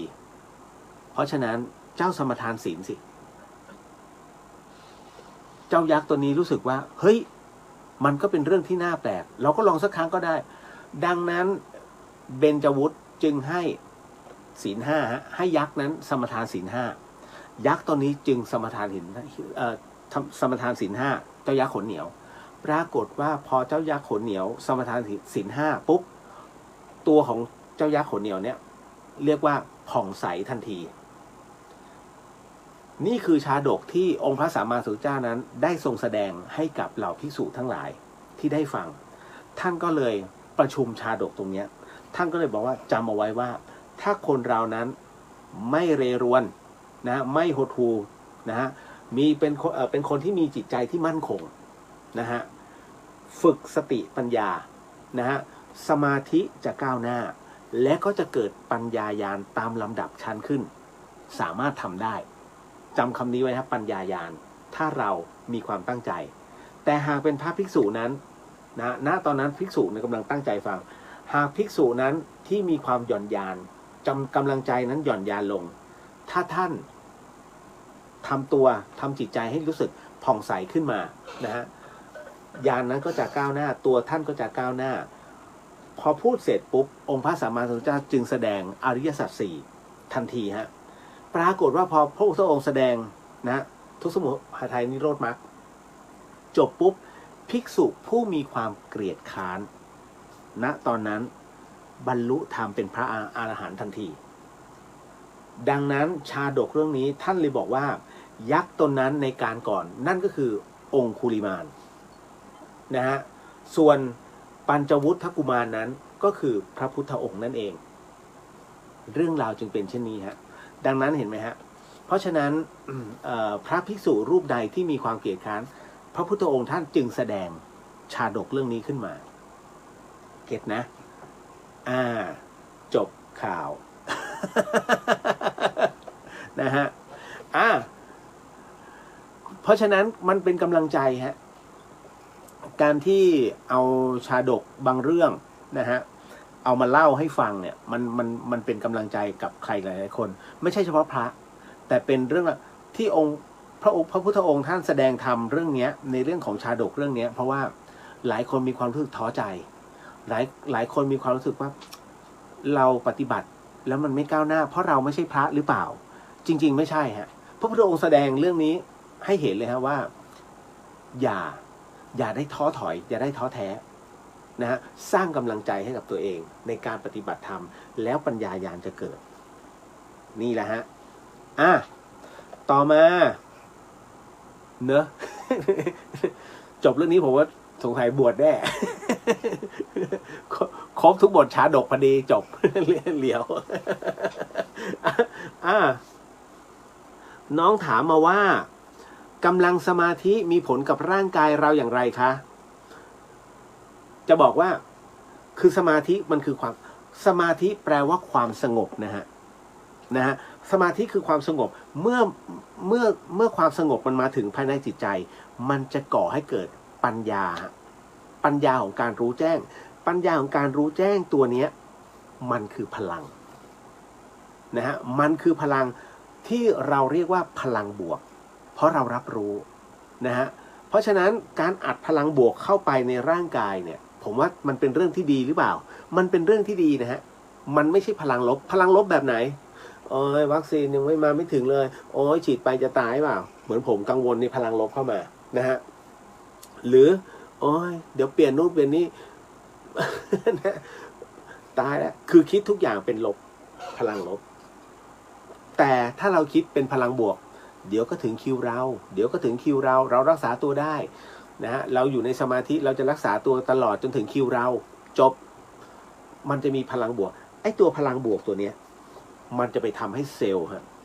มันจะไปทำให้เซลล์ในร่างกายของเราเขาเรียกเซลล์มันพลอยสดชื่นหน้าเด็กเอาจริงป่ะคุณสังเกตป่ะอายุเท่ากันถ้ามารวมกลุ่มกันน่ะดีไม่ดีคุณจะหน้าเด็กกว่าเพื่อนคนอื่นอุ้ยไปหมดแล้วตายแล้ว40เองเหรอเนี่ยตายแถวบ้านนึกว่า60 บางคน60ตกใจนะฮะเอาแค่อย่างคุณย่าสโหนอะผมไม่ได้ยอคุณย่านะแต่ผมพูดเรื่องจริงเพราะคุณย่าจะส่งรูปมาผมนึกว่าคุณย่าเนี่ยเพิ่งจะ50ปลายคุณย่าโอ้โหคุณย่าจะ70แล้วเพราะว่าคุณย่าเล่นโยคะแล้วมีแต่พลังบวก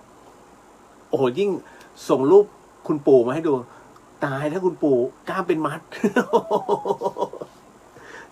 นั่นคือคนที่มีสุขภาพจิตดีแล้วก็อยู่กับปัจจุบันนั่นนะฮะผมถึงได้บอกว่าเนี่ยเห็นไหม อันนี้รู้หรือยังว่าสมาธิมันช่วยตรงไหนหน้าอ่อนไงคุณเอ้ยสุขภาพจิตดีนี่แหละเห็นไหมพอสุขภาพจิตดีสุขภาพมันจะดีไปด้วยทุกอย่างมันจะดีตามไปหมดเลยนะฮะเพราะตัวเดียวคือพลังปัญญาซึ่งเกิดจากสมาธิเก็ตเนอร์ตอบไปหลายข้อแล้วเนี่ยผมยังไม่ได้มาร์กเลย แล้วผมจะมาร์กทุกข้อนะฮะเอาเวลาพูดคุยอะไรอย่างนี้ต่อมานะฮะ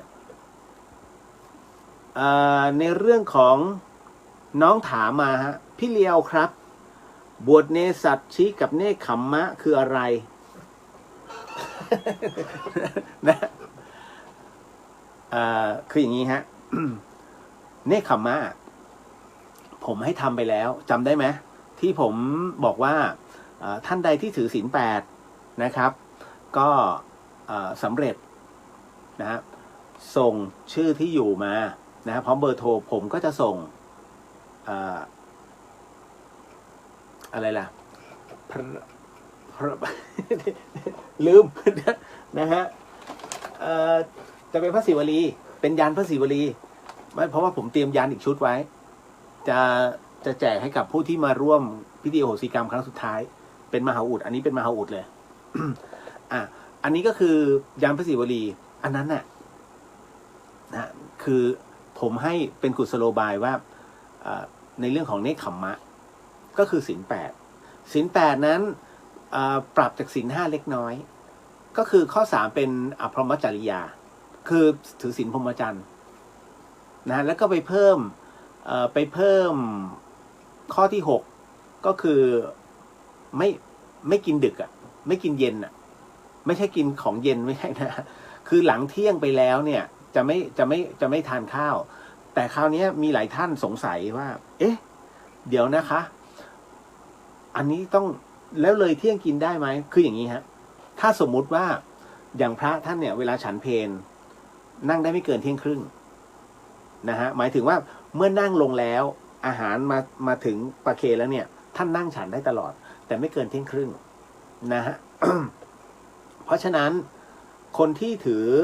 เนคขมมะก็สามารถแบบนั้นก็คืออยู่ณช่วงเวลานั้น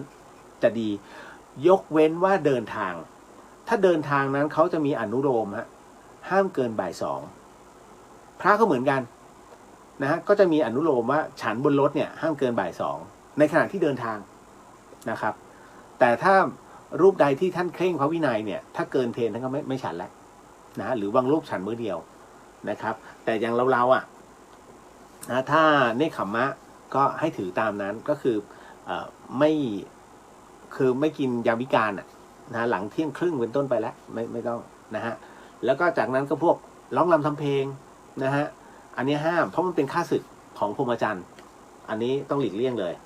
แล้วก็ข้อสุดท้ายก็คือที่นอนที่นอนอันสูงใหญ่หรูหราไม่ปูพื้นนอนจบนี่คือเนคขมมะส่วนเนสัตชิกนะครับเอาง่ายๆฟังง่ายๆนะครับเนสัตชิกเนี่ยเป็นการที่อันนี้ถือศีลแบบเป็นคือสุดๆเนี่ยเนสัตชิกเนี่ยเขาจะบอกงี้เขาจะถือในเรื่องของอริยบทเป็นอริยบท3นะฮะคือยืนเดินนั่งไม่นอนนะฮะถ้าจะหลับยังไงก็แล้วแต่หรือว่าจะต้องบำเพ็ญภาวนาเนี่ยเขาจะมี3สเต็ปแบบอย่างเคร่งมากแบบกลางๆอย่างอ่อนๆนะคือเอาง่ายๆในสัตชิกเนี่ยหลังห้ามถึงพื้นน่ะง่ายๆเลยจะภาวนาเลยนะหลังห้ามถึงพื้นนั่นแหละครับตลอดวันตลอดคืน7 วัน 7 คืนก็แบบนั้นคุณเชื่อไหม สาธุพระเดชพระคุณหลวงพ่อเกษมเขมโกสุดยอดมากหลวงพ่อเกษมเนี่ยนะฮะท่านถือศีลแบบเนสัตชิกนะฮะที่สุสานไตรลักษณ์เนี่ยนะฮะท่านไปกราบได้สังขารท่านยังอยู่หลวงพ่อเกษมเขมโกนั้นเนี่ยในสมัยท่านมีชีวิตท่านอธิษฐานภาวนาเลยนะฮะว่าตลอดทั้งชีวิตคล้ายๆเจ้าคุณนออธิษฐานเจ้าคุณนออธิษฐานเนี่ยก็คือ หากจะขอทำวัดเช้าเย็น ตราบใดก็ตามที่ยังมีลมหายใจ เจ้าคุณนอยบอกว่าจะขอทำวัดเช้าเย็น เมื่อไหร่ก็ตามที่ขาดจากการทำวัดเช้าเย็น เมื่อนั้นท่านมรณภาพแล้ว เจ้าคุณนอยวัดเทพศิรินทร์นี่แหละนะฮะเพราะฉะนั้นเนี่ยเจ้าคุณนอยท่านถึง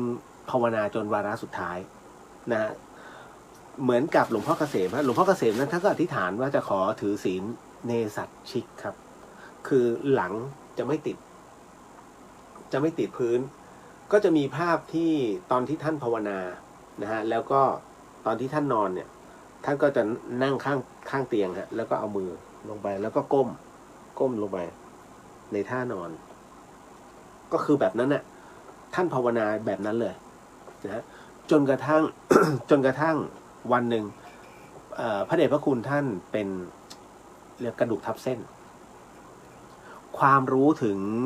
องค์พระบาทสมเด็จพระเจ้าอยู่หัวภูมิพลอดุลยเดชรัชกาลที่9ในหลวงท่านก็เสด็จพระราชดำเนินมาเป็นการส่วนพระองค์มาหาหลวงพ่อเกษมฮะเพราะท่านรู้ว่าอันนี้คือท่านบำเพ็ญมาทั้งชีวิตพระเดชพระคุณก็เลยตอนแรกโรงพยาบาลลำปางนิมนต์หลวงพ่อไม่ไปในหลวงท่านจึงมาขออาราธนานิมนต์ขอหลวงปู่นั้นเข้ารับการรักษานะฮะของโดยที่พระองค์ท่านเนี่ยรับเป็นผู้อุปถากหลวงพ่อเกษมจนหลวงพ่อเกษมนั้นยอมพระเจ้าแผ่นดินมา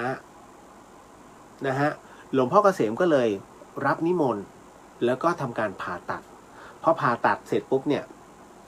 แน่นอนที่สุดก็จะไม่เหมือนเดิมแต่เนื่องจากว่าหลวงพ่อเกษมท่านถือสัจจะเป็นหลักหลวงพ่อเกษมก็เลยพยายามจะนั่งนะเพราะว่าท่านให้สัจจะเนสัตชิกเอาไว้นะฮะหลังจะไม่แตะพื้นจะอิงก็ไม่นะฮะท่านเป็นไงจนในหลวงท่านขอนะจนในหลวงท่านขอบอกว่าหลวงพ่อขอหลังถึงพื้นก็ได้นะฮะ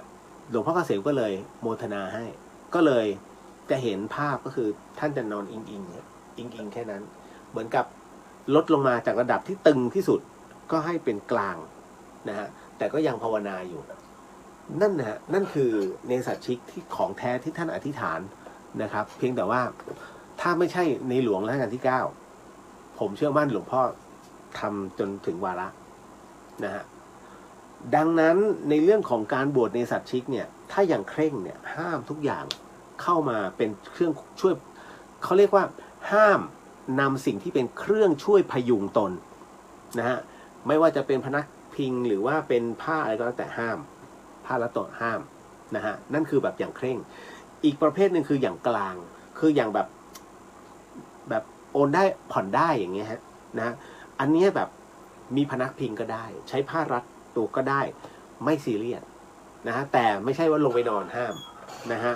อีกประเภทหนึ่งแบบหย่อนเขาจะมีแบบหย่อนนะฮะก็คือใช้เครื่องรั้งนะฮะแต่ไม่ให้ตัวเองลงไปนอน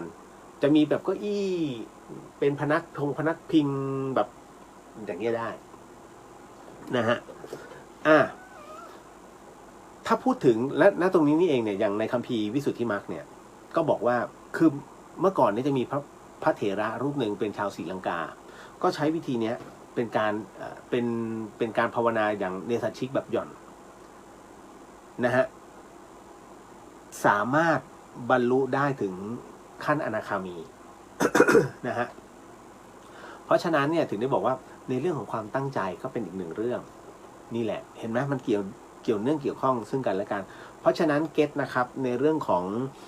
การบวชเนสัตชิกจำง่ายๆเนคขมมะนะศีล 8เนสัตชิกหลังอย่าติดพื้นภาวนาแล้วก็จบนี่แหละตึงโป๊ะหมด นะฮะมันเลยนะฮะคุณจินชาพบว่านานๆนอนพื้นแล้วรู้สึกว่ากระดูกสันหลังเรียบดีค่ะเหมือนได้ยืดนะฮะเวลาผมฟังครูบาอาจารย์ท่านเล่ามันสนุกนะฮะ มันมีเรื่องราวอะไรต่างๆนานาที่แบบท่านผจญมาผมถึงเขียนในเพจเรียวเดอะเฮียนนะฮะเพจดีเจเรียวเดอะเฮียนในเรื่องของคนที่ผมถึงว่าทำไมผีจึงกลัวคาถานะแล้วทำไมพระพุทธศาสนาจึงยังอยู่ใช่ไหมฮะในหัวข้อนี้คงจะไม่พูดถึงทำไมผีจึงกลัวคาถาเดี๋ยวพรุ่งนี้แค่อธิบายแต่ในเรื่องของพระพุทธศาสนาทำไมยังคงอยู่ทั้งที่เดี๋ยวก็จะมีข่าวพระอย่างนั้นพระอย่างนี้นะฮะเดี๋ยวมีคนไปถูกตรงนั้นเดี๋ยวไปถูกหลอกตรงนี้เห็นไหมมันมีแต่ข่าวร้ายๆแต่ข่าวเนี้ยเรื่องของเรื่องก็คือว่าในส่วนของพระพุทธศาสนาที่ยังคงอยู่เพราะว่าชาวพุทธเนี่ยมันจะมี2ประเภทพุทธทะเบียนบ้านกับพุทธแท้พุทธทะเบียนบ้านเนี่ยหมายถึงว่าเกิดมาก็ใส่ไปก่อนในใบเกิดนะฮะเดี๋ยวค่อยมาว่ากันอีกทีเราชอบศึกษาไม่ศึกษาเดี๋ยวกูค่อยว่ากัน แต่ถ้าพุทธแท้เนี่ยเขาจะศึกษาและมีความศรัทธาเป็นหลักเพราะฉะนั้นเนี่ยการที่เราจะมีอะไรยึดเหนี่ยวสักอย่างหนึ่งต้องมีศรัทธาก่อนนะฮะถูกไหมฮะดังนั้นพุทธแท้เนี่ยเขาจึงศึกษาอย่างเราเนี่ยพุทธแท้นะศึกษาไม่จำเป็นต้องลึกซึ้งโอ้ยมาจากรากเหง้ามาจากตรงนั้นตรงนี้คนนี้ต้องรู้จักไม่จำเป็นนะฮะแค่เรารับรู้ที่มาที่ไปแล้วก็ประกอบไปด้วยอะไรจบนะฮะแต่ในขณะเดียวกันพุทธเทียมโอ้พุทธศาสนางมงายนี่นู่นนั่นโอ้ไปคิดแล้วกันคือเท่ไงงั้นท่านไปคิดห้อยกางเขนด้วยโอ้เท่ถามว่าเข้าโบสถ์ไม่ ไบเบิลอ่านไหมไม่เอ้าแล้วมึงอ๋อก็ดูดี นะฮะถูกไหมฮะเพราะฉะนั้นเนี่ยคือประเภทเนี้ยเอาถ้าเอาง่ายๆคือคอยตามชาวบ้านไม้หลักปักเลนนะหรืออีกประเภทหนึ่งเมื่อดูแล้วไอ้นั่นก็ไม่ดีไอ้นี่ก็ไม่ชอบฉันเป็นของฉันหมายถึงว่าไม่มีศาสนาเป็นบุรุษหรือว่าเป็นบุคคลที่ไม่มีศาสนาเยอะไหมเยอะฮะนะฮะผมถึงต้องบอกว่าอันเนี้ยเขาคิดถูกหรือคิดผิดเขาไม่ผิดนะฮะผมถึงได้บอกว่าคนที่บอกว่าตัวเองไม่มีศาสนาเป็นผู้ผิดไหมไม่ผิดนะฮะเพียงแต่เขาเข้าใจผิดแค่นั้นเลยทำไมผมถึงต้องชี้ว่าทำไมเขาจึงเข้าใจผิดก็เพราะว่าเวลาเราเขียนกอไก่ถึงฮอนกฮูกหรือว่า A ถึง Z เนี่ยนะฮะเรามีครูสอนถูกไหมฮะเรามีครูสอนเราถึงได้ไปไวแต่ถ้าคนที่จะเรียนเองโดยที่ไม่มีครูสอนได้ไหมก็ไปซื้อหนังสือคัดมาแต่ถามว่าการผสมตัวอักษรน่ะถูกบ้างผิดบ้างแต่ท้ายที่สุดแล้วมันก็ยังพอเป็นประโยคให้รับรู้ว่าอ๋อไอ้นี่เรียนเองนี่หว่าไม่มีครูเพราะไม่เชื่อถือครูไงนะฮะดังนั้นเรียนเองทำเองได้ไหมแต่มันน้อยสุดท้ายแล้วมันพอมันล้าไม่เอาแล้วกลายเป็นคนที่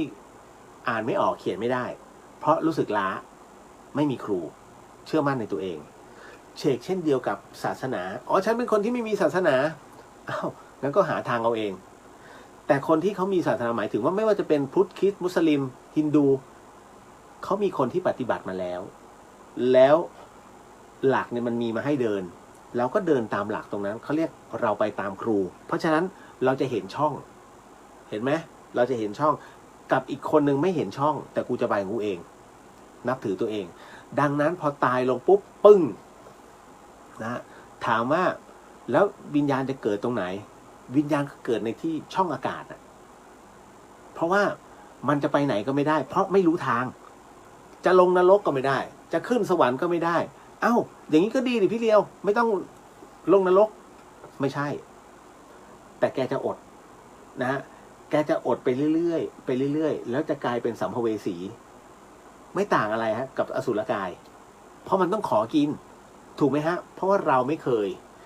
ยที่จะทำบุญทำทานตรงนี้เลยเพราะเชื่อมั่นแล้วถามว่าเมื่อหมดกรรมแล้วยังไงต่อ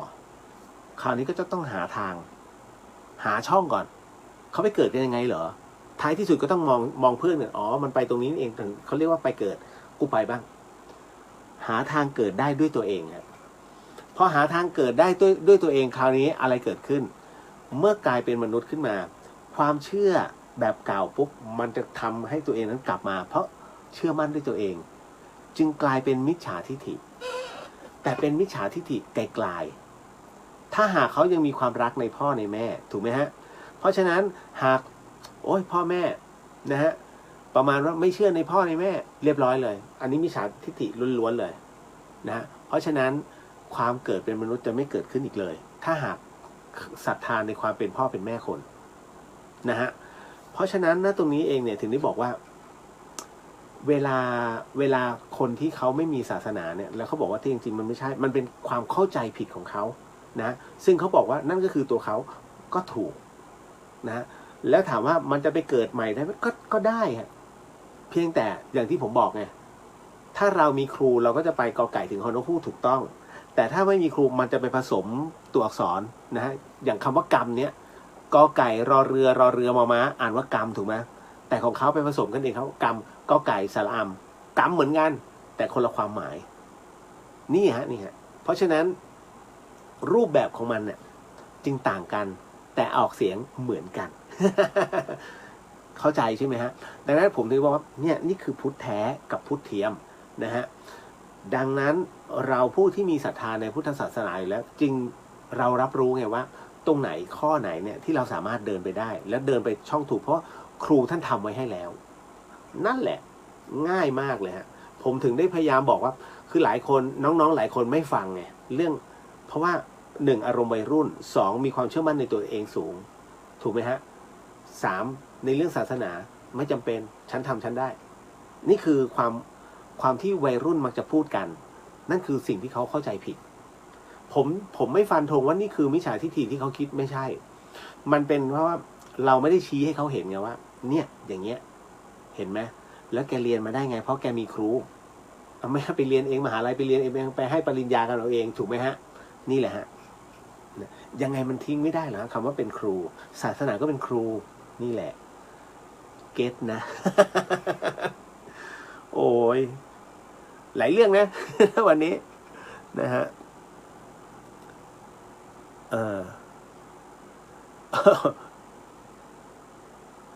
อ๋อชื่อยักษ์เก๋เชียวชื่อหลุสเลแม่เขาชื่อซีเลสโลมฮะชื่อยักษ์นะฮะแล้วก็มาถึงเดี๋ยวนะฮะเมื่อกี้คุณนกถามอ๋อคุณเลียวเล่าเรื่องสนุก ครับผมนะฮะอัมพันธ์มีพุทธคุณอย่างไรหรือคะคุณเรียวจึงพกคือผมเป็นคนที่เป็นคนที่คล้องอัมพันธ์มาตั้งแต่ปี36ผมเป็นคนที่ชอบอัมพันธ์นะฮะโดยเฉพาะอย่างยิ่งพวกอัมพันธ์แถวสแกนดิเนเวียมันเป็นสี่เหลี่ยมแล้วพอดีตัวตะขอเงินมันหักให้พระอาจารย์ภัสกรเพราะผมไม่รู้ร้านช่วยไปเจียทำหาย หลวงพี่ทำหายไม่เป็นไรครับผมก็เลยไปได้อันเล็กๆนิดนึงที่ลาวก็ไปดูมาหูลาวขายตั้ง500แพงแต่ว่าผมซื้อขนาดนี้2,500ที่พกเพราะว่าผมมีความรู้สึกว่าผมเป็นคนที่ชอบอะไรที่เป็นประวัติศาสตร์เป็นคนที่ชอบของโบราณมาแต่ไหนแต่ไรนะฮะไม่ว่าจะเป็นพวกเนี่ยอย่างหินขัดพวกนี้ฮะขวานหินนะครับอันนี้คือเจอเราก็เก็บแล้วถามว่าเราจะทำแล้วเก็บแล้วคือตอนแรกเนี่ยผมเห็นทรงมันสวยก็เลยเอามาดูเฮ้ยปรากฏว่าให้น้องที่อยู่ศิลปากรของโบราณดูพี่ไอ้นี่มันหินของคนโบราณนะครับผมก็จริงดิไม่รู้ว่าเจอริมน้ำตกกวามาเลย มันสวยดีเราไม่รู้ไง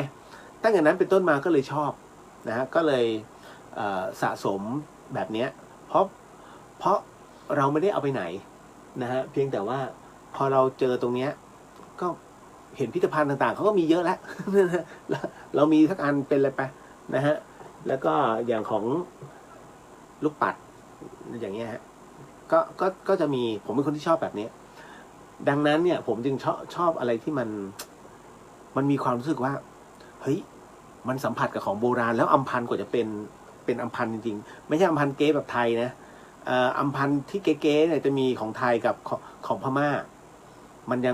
งไม่ใช่อัมพันธ์โดยแท้ ถ้าอำพันธ์แท้สุกๆเลยต้องของนู่นน่ะของแซนดิเวียผมจะชอบตรงนั้นแล้วพอใส่แล้วเนี่ยมันมีอะไรหลายอย่างที่มันเกิดขึ้นกับตนนะฮะคือสีเหลืองเนี่ยอย่างผมจะห้อยบุษราคำหรือว่าอัมพันธ์อะไรพวกนี้ได้มันจะเกื้อหนุนพลังมันจะมีพลังมากขึ้นใช้คำว่าพลังดีกว่า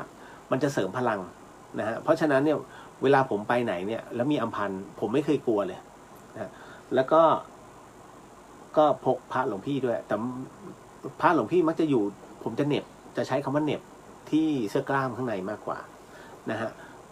มันก็เป็นงั้นอันนี้คือความเชื่อส่วนบุคคลนะครับไม่ใช่ว่าโอ้ยมันจะต้องเป็นงั้นนี่ไม่มันจะไม่เกิดกับใครหลายๆคนนะฮะแต่บางคนชอบ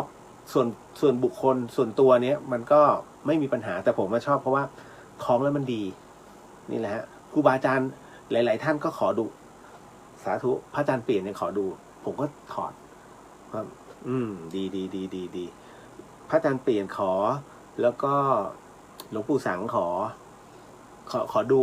นะฮะแล้วก็ครูบาอาจารย์หลายรูปยกเว้นหลวงพ่อประสิทธิ์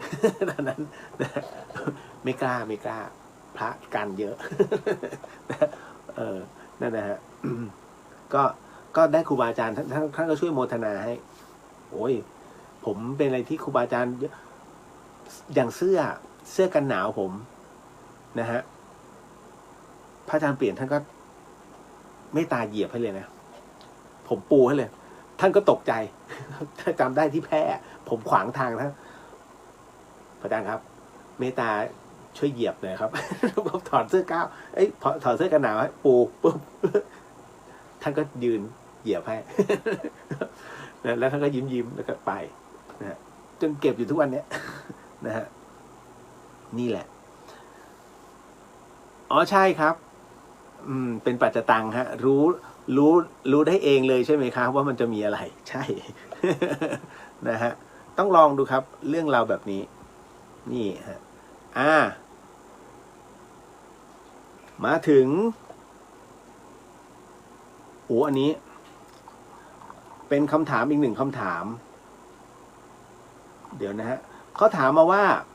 ถ้าคนตายอันนี้หลายคนน่าจะเคยเจอในเหตุการณ์นี้ถ้าคนตายเขาฝากของกับเราไว้แล้วเขาตายไปก่อนเราควรจะทำไงจะกับของเขาดีคะจะคืนหรือว่าเก็บไว้หรือจะเอาไปบริจาคดีมีใช่ไหมฮะผมจะบอกว่าหลวงพี่เนี่ยทิ้งคำหนึ่งไว้ให้น่าสนใจมากนะฮะ ท่านบอกว่าธรรมะใช้กับคนที่มีธรรมจึงจะเห็นธรรมจึงจะเห็นค่าของธรรมอย่าใช้ธรรมะกับคนที่ไม่เห็นค่าของคุณธรรมไม่เห็นค่าของธรรมเพราะมันจะไม่รู้ค่าในขณะเดียวกันหลวงพี่ก็เลยบอกว่าแล้วเราอย่าไว้ใจใครท่านจะใช้คำนี้เราอย่าไว้ใจใครเพราะตัวเราเองเรายังไม่สามารถไว้ใจตัวเองได้เลยจำประโยคนี้ให้ดีนะฮะเพราะเราเองยังไม่สามารถไว้ใจตัวเองได้เลยท่านจะใช้คำนี้เสมอนะฮะเพราะอะไรผมถึงต้องบอกว่ายกตัวอย่างนะฮะวัดใจกันไปแล้วนั่งหลับตาตามอย่างที่บอกว่าถ้าคนตายเขาเคยฝากของกับเราไว้แล้วเมื่อเขาตายไปเราจะทำไงกับของเขาดีจะคืนญาติหรือเก็บไว้เองหรือว่าจะไปบริจาคดีสมมุติฝากเงินไว้100 ล้านดิตายแล้วคืนด้วยนะ สมมุติว่าเขาตายลองถามใจตนเงิน100 ล้านที่เขาฝากเราไว้จะคืนหรือเก็บไว้เก็บไว้ดีกว่าไว้เดี๋ยวกูได้ทำบุญที่นู่นที่นี่เป็นธรรมทานอันนี้เขาเรียกคิดเข้าข้างตัว วัดเขาเรียกว่าวัดกำลังใจกับกิเลสอันมหาศาลปัจจัยคือเครื่องบาดใจจำได้ไหมฮะเงินคือเครื่องบาดใจทิ้งเป็นประโยคทำตรงนี้แล้วจะสนุกมากถ้าเขาทิ้งเงินไว้ให้เราเขาฝากเงินให้ไว้นะฮะกับเรา100 ล้านบาทเราจะคืนไหม แหมถ้า10 บาทแล้วกูคืนนะฮะ10,000กูเชิดแล้ว ก็ตายไปแล้วมึงใช้ไม่ได้ใช่ไหมเนี่ย ให้คิดเอาแต่ถ้าเป็นอย่างอื่นอันนี้หมายถึงว่าตัวเงินกับตัวทองนะฮะถ้าสมมติว่าทิ้งเงินไว้ให้100 ล้านคุณจะคืนไหมอันนี้ไปชั่งใจดู2ทิ้งทองไว้ให้50 บาทฝากไว้กันด้วยในเซฟบ้านมึงอ่ะ50 บาทนะฮะถ้ากูตายแล้วช่วยเอาไปให้ญาติหน่อยนะกูไม่บอกใครหรอกเพราะเดี๋ยวถ้าบอกปุ๊บเดี๋ยวมันมาแย่งกันต้องให้กับคนนี้คนเดียวนะพอตายปุ๊บคุณจะบอกไหมไปคิดเอาเอง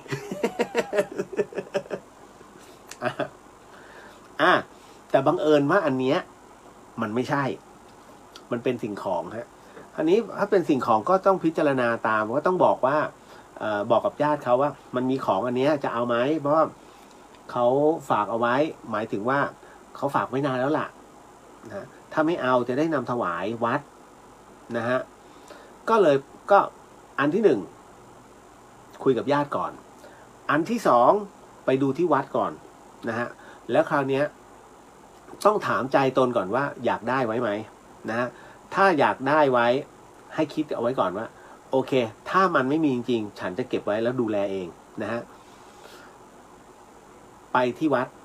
นะฮะดูก่อนว่าวัดมีความต้องการไหมต้องถามก่อนวีครับถ้านำถวายเนี่ยยังไงวัดก็รับแต่ต้องถามว่าถ้ารับแล้วเอาไปตั้งทิ้งไว้เอามาบ้านเราดีกว่าเผื่อจะใช้ประโยชน์ได้ถูกไหมครับ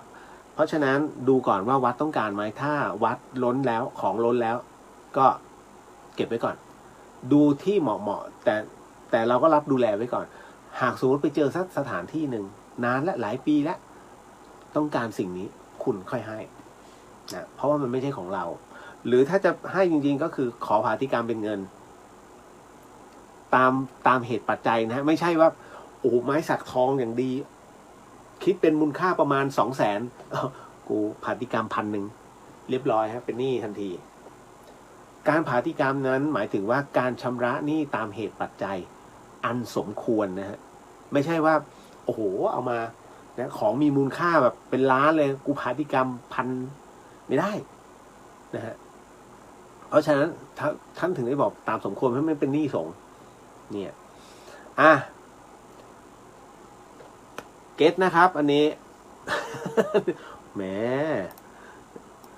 ผมเชื่อมั่นว่าคำตอบมีหลายคนพี่เลียวมึงทิ้งระเบิดเอาไว้งี้กันเลยอ่ะ ใช่ไหมมันเป็นเรื่องน่าคิดนะคือตัวนี้เขาเรียกกิเลสคุณจะวัดกำลังใจนะอย่างที่ผมเคยเล่าให้ฟังไงว่าครั้งหนึ่งที่พระเดชพระคุณหลวงพ่อฤาษีท่านไปที่ฮาวายแล้วไปเย้าหยอกล้อช่างภาพนะที่เขาถ่ายรูปอยู่นะฮะโอ้อันนี้จะนำถวายเราเลยเหรอกล้องและเลนส์ขนาดนั้นน่ะมูลค่าเป็นแสนนะเป็นแสนสมัยก่อนนู้นนะสมัยหลวงพ่อฤาษีถือว่าเป็นล้านนะโยมก็ถวายหลวงพ่อฤาษีก็รับของเราแล้วเนี่ยนี่นะฮะแต่โยมคนนั้นถวายแบบถวายเลยนะฮะจนกระทั่งขากลับนะฮะหลวงพ่อก็เรียกช่างกล้องคนนั้นมาเขาก็วิ่งมาหลวงพ่อคืนให้ช่างกล้องคนนั้นผลักมือหลวงพ่อฤาษีไปแล้วก็บอกว่าหลวงพ่อครับผมนำถวายหลวงพ่อตั้งแต่ทีแรกครับกล้องนี้จึงเป็นของหลวงพ่อก็บอกว่าใช้ได้กล้องเนี่ยมันมีมูลค่ามากไปมันไม่เหมาะกับหลวงพ่อเพราะฉะนั้นหลวงพ่อให้คืนแล้วก็มอบให้บอกว่าเนี่ยอยากจะบอกว่าที่หลวงพ่อเอามาเพราะหลวงพ่อต้องการวัดกำลังใจโยมต้องการวัดกำลังใจหมายถึงว่ากล้าที่จะสละให้100,000 บาทกล้องเนี่ยมูลค่านะในสมัยก่อนนะกล้าจะสละให้โดยที่ไม่หือไม่ไม่ไม่ลังเลฮะตามถวายนั่นเขาเรียกว่ากำลังใจพร้อมหลวงพ่อวัดขนาดนี้เลยนะผมถึงต้องวัดตามไงพูดถึงเรื่องเงินถ้าเขาฝากไว้ถ้า100 ล้านจะคืนไหม ทิ้งระเบิดไว้ แล้วถ้าเป็นทองล่ะทอง50 บาทปรากฏว่าเจ้าตัวที่ฝากตายจะบอกญาติเขาไหม เขาฝากไว้50 บาท นะฝากทองไม่ใช่หูแว่วแล้วฝากตังค์ไว้เนี่ย50 บาท เห็นไหมเพราะฉะนั้นคำที่พี่เลียวนำเสนอไปนะคุณผู้ฟังมันเป็นเขาเรียกเป็นช่วงของวัดกำลังใจ สิ่งที่ผมแสดงออกไปอย่างเช่นถ้าเขาฝากเงิน100 ล้านอะไรมันเกิดขึ้นไหมเขาเรียกมโนสำนึกเกิดขึ้นเลยโอ้ยถ้ามันขึ้น100 ล้านที่เขาฝากไว้แล้วเราจะยังไงดีวะจะคืนไหมเห็นไหมฮะมันจะมีตัวหนึ่งเขาเรียกว่าเป็นตัววัดแล้วก็ตัวฉุดถ้าศีลครบศีลเปี้ยยังไงก็ตามคืนเต็มที่ถ้าวินาทีแรกที่ผมลั่นคำจบนะแล้วใจของเราโดยที่ไม่แปรผันนะคืนแน่นอนก็ของเขาฝากไว้100 ล้านฉันคืนโอเคอันนี้เขาเรียกกำลังใจไปเต็มเปี่ยม100 ล้านเลยเหรอ เขาเรียกลังเลนิดจะเอาไว้กูก็บาป เอาไว้หน่อยเพื่อทำบุญก็ดี เขาเรียกมารอีกตัวหนึ่งมันมาแล้วเขาเรียกมากระซิบโอ้ยถ้าเป็นงั้นจริงมึงเก็บไว้ แบ่งก็ได้ทำบุญได้เยอะ อันเนี้ยต้องมานั่งวัดกำลังใจเห็นไหมฮะเพราะฉะนั้นทุกสิ่งมันเป็นไปได้ทั้งหมดทิ้งระเบิดไว้ชำระใจเนาะ เอาละสาธุสิ่งหนึ่งสิ่งใดที่ผิดพลาดพลั้งไปขอสิกรรมอะไรที่นี้ไม่ได้ตั้งใจหรือมีเจตนาก็ขอมอบอานิสงส์ผลบุญในค่ำคืนนี้ให้กับคุณผู้ฟังที่ฟัง FM 104.5 เมกะเฮิรตซ์ทั้งจังหวัดเชียงใหม่แล้วก็จังหวัดใกล้เคียงรวมถึงคุณผู้ฟังที่ฟังทางช่อง YouTube แล้วก็ Facebook ของช่องวัดฝายหินก็ขอให้ได้รับอานิสงส์ในค่ำคืนนี้ด้วยเช่นกันแล้วก็ขอมอบอานิสงส์ในค่ำคืนนี้ให้กับคุณผู้ฟังที่ฟังทางช่องFacebook ของพุทธิสิทธิ์รัตนสมบูรณ์แล้วก็เรียวเดอะเฮียนก็ขอให้ได้รับอานิสงส์ในค่ำคืนนี้ด้วยเช่นกันพบกันใหม่กับเรื่องราวดีๆแบบนี้ในวันพรุ่งนี้นะฮะอีกวันหนึ่งนะสำหรับค่ำคืนนี้ราตรีสวัสดิ์นะครับพี่น้องชาวเชียงใหม่ราตรีสวัสดิ์นะครับคุณผู้ฟังทุกท่านแล้วเจอกันวันพรุ่งนี้ฮะสาธุบ๊ายบาย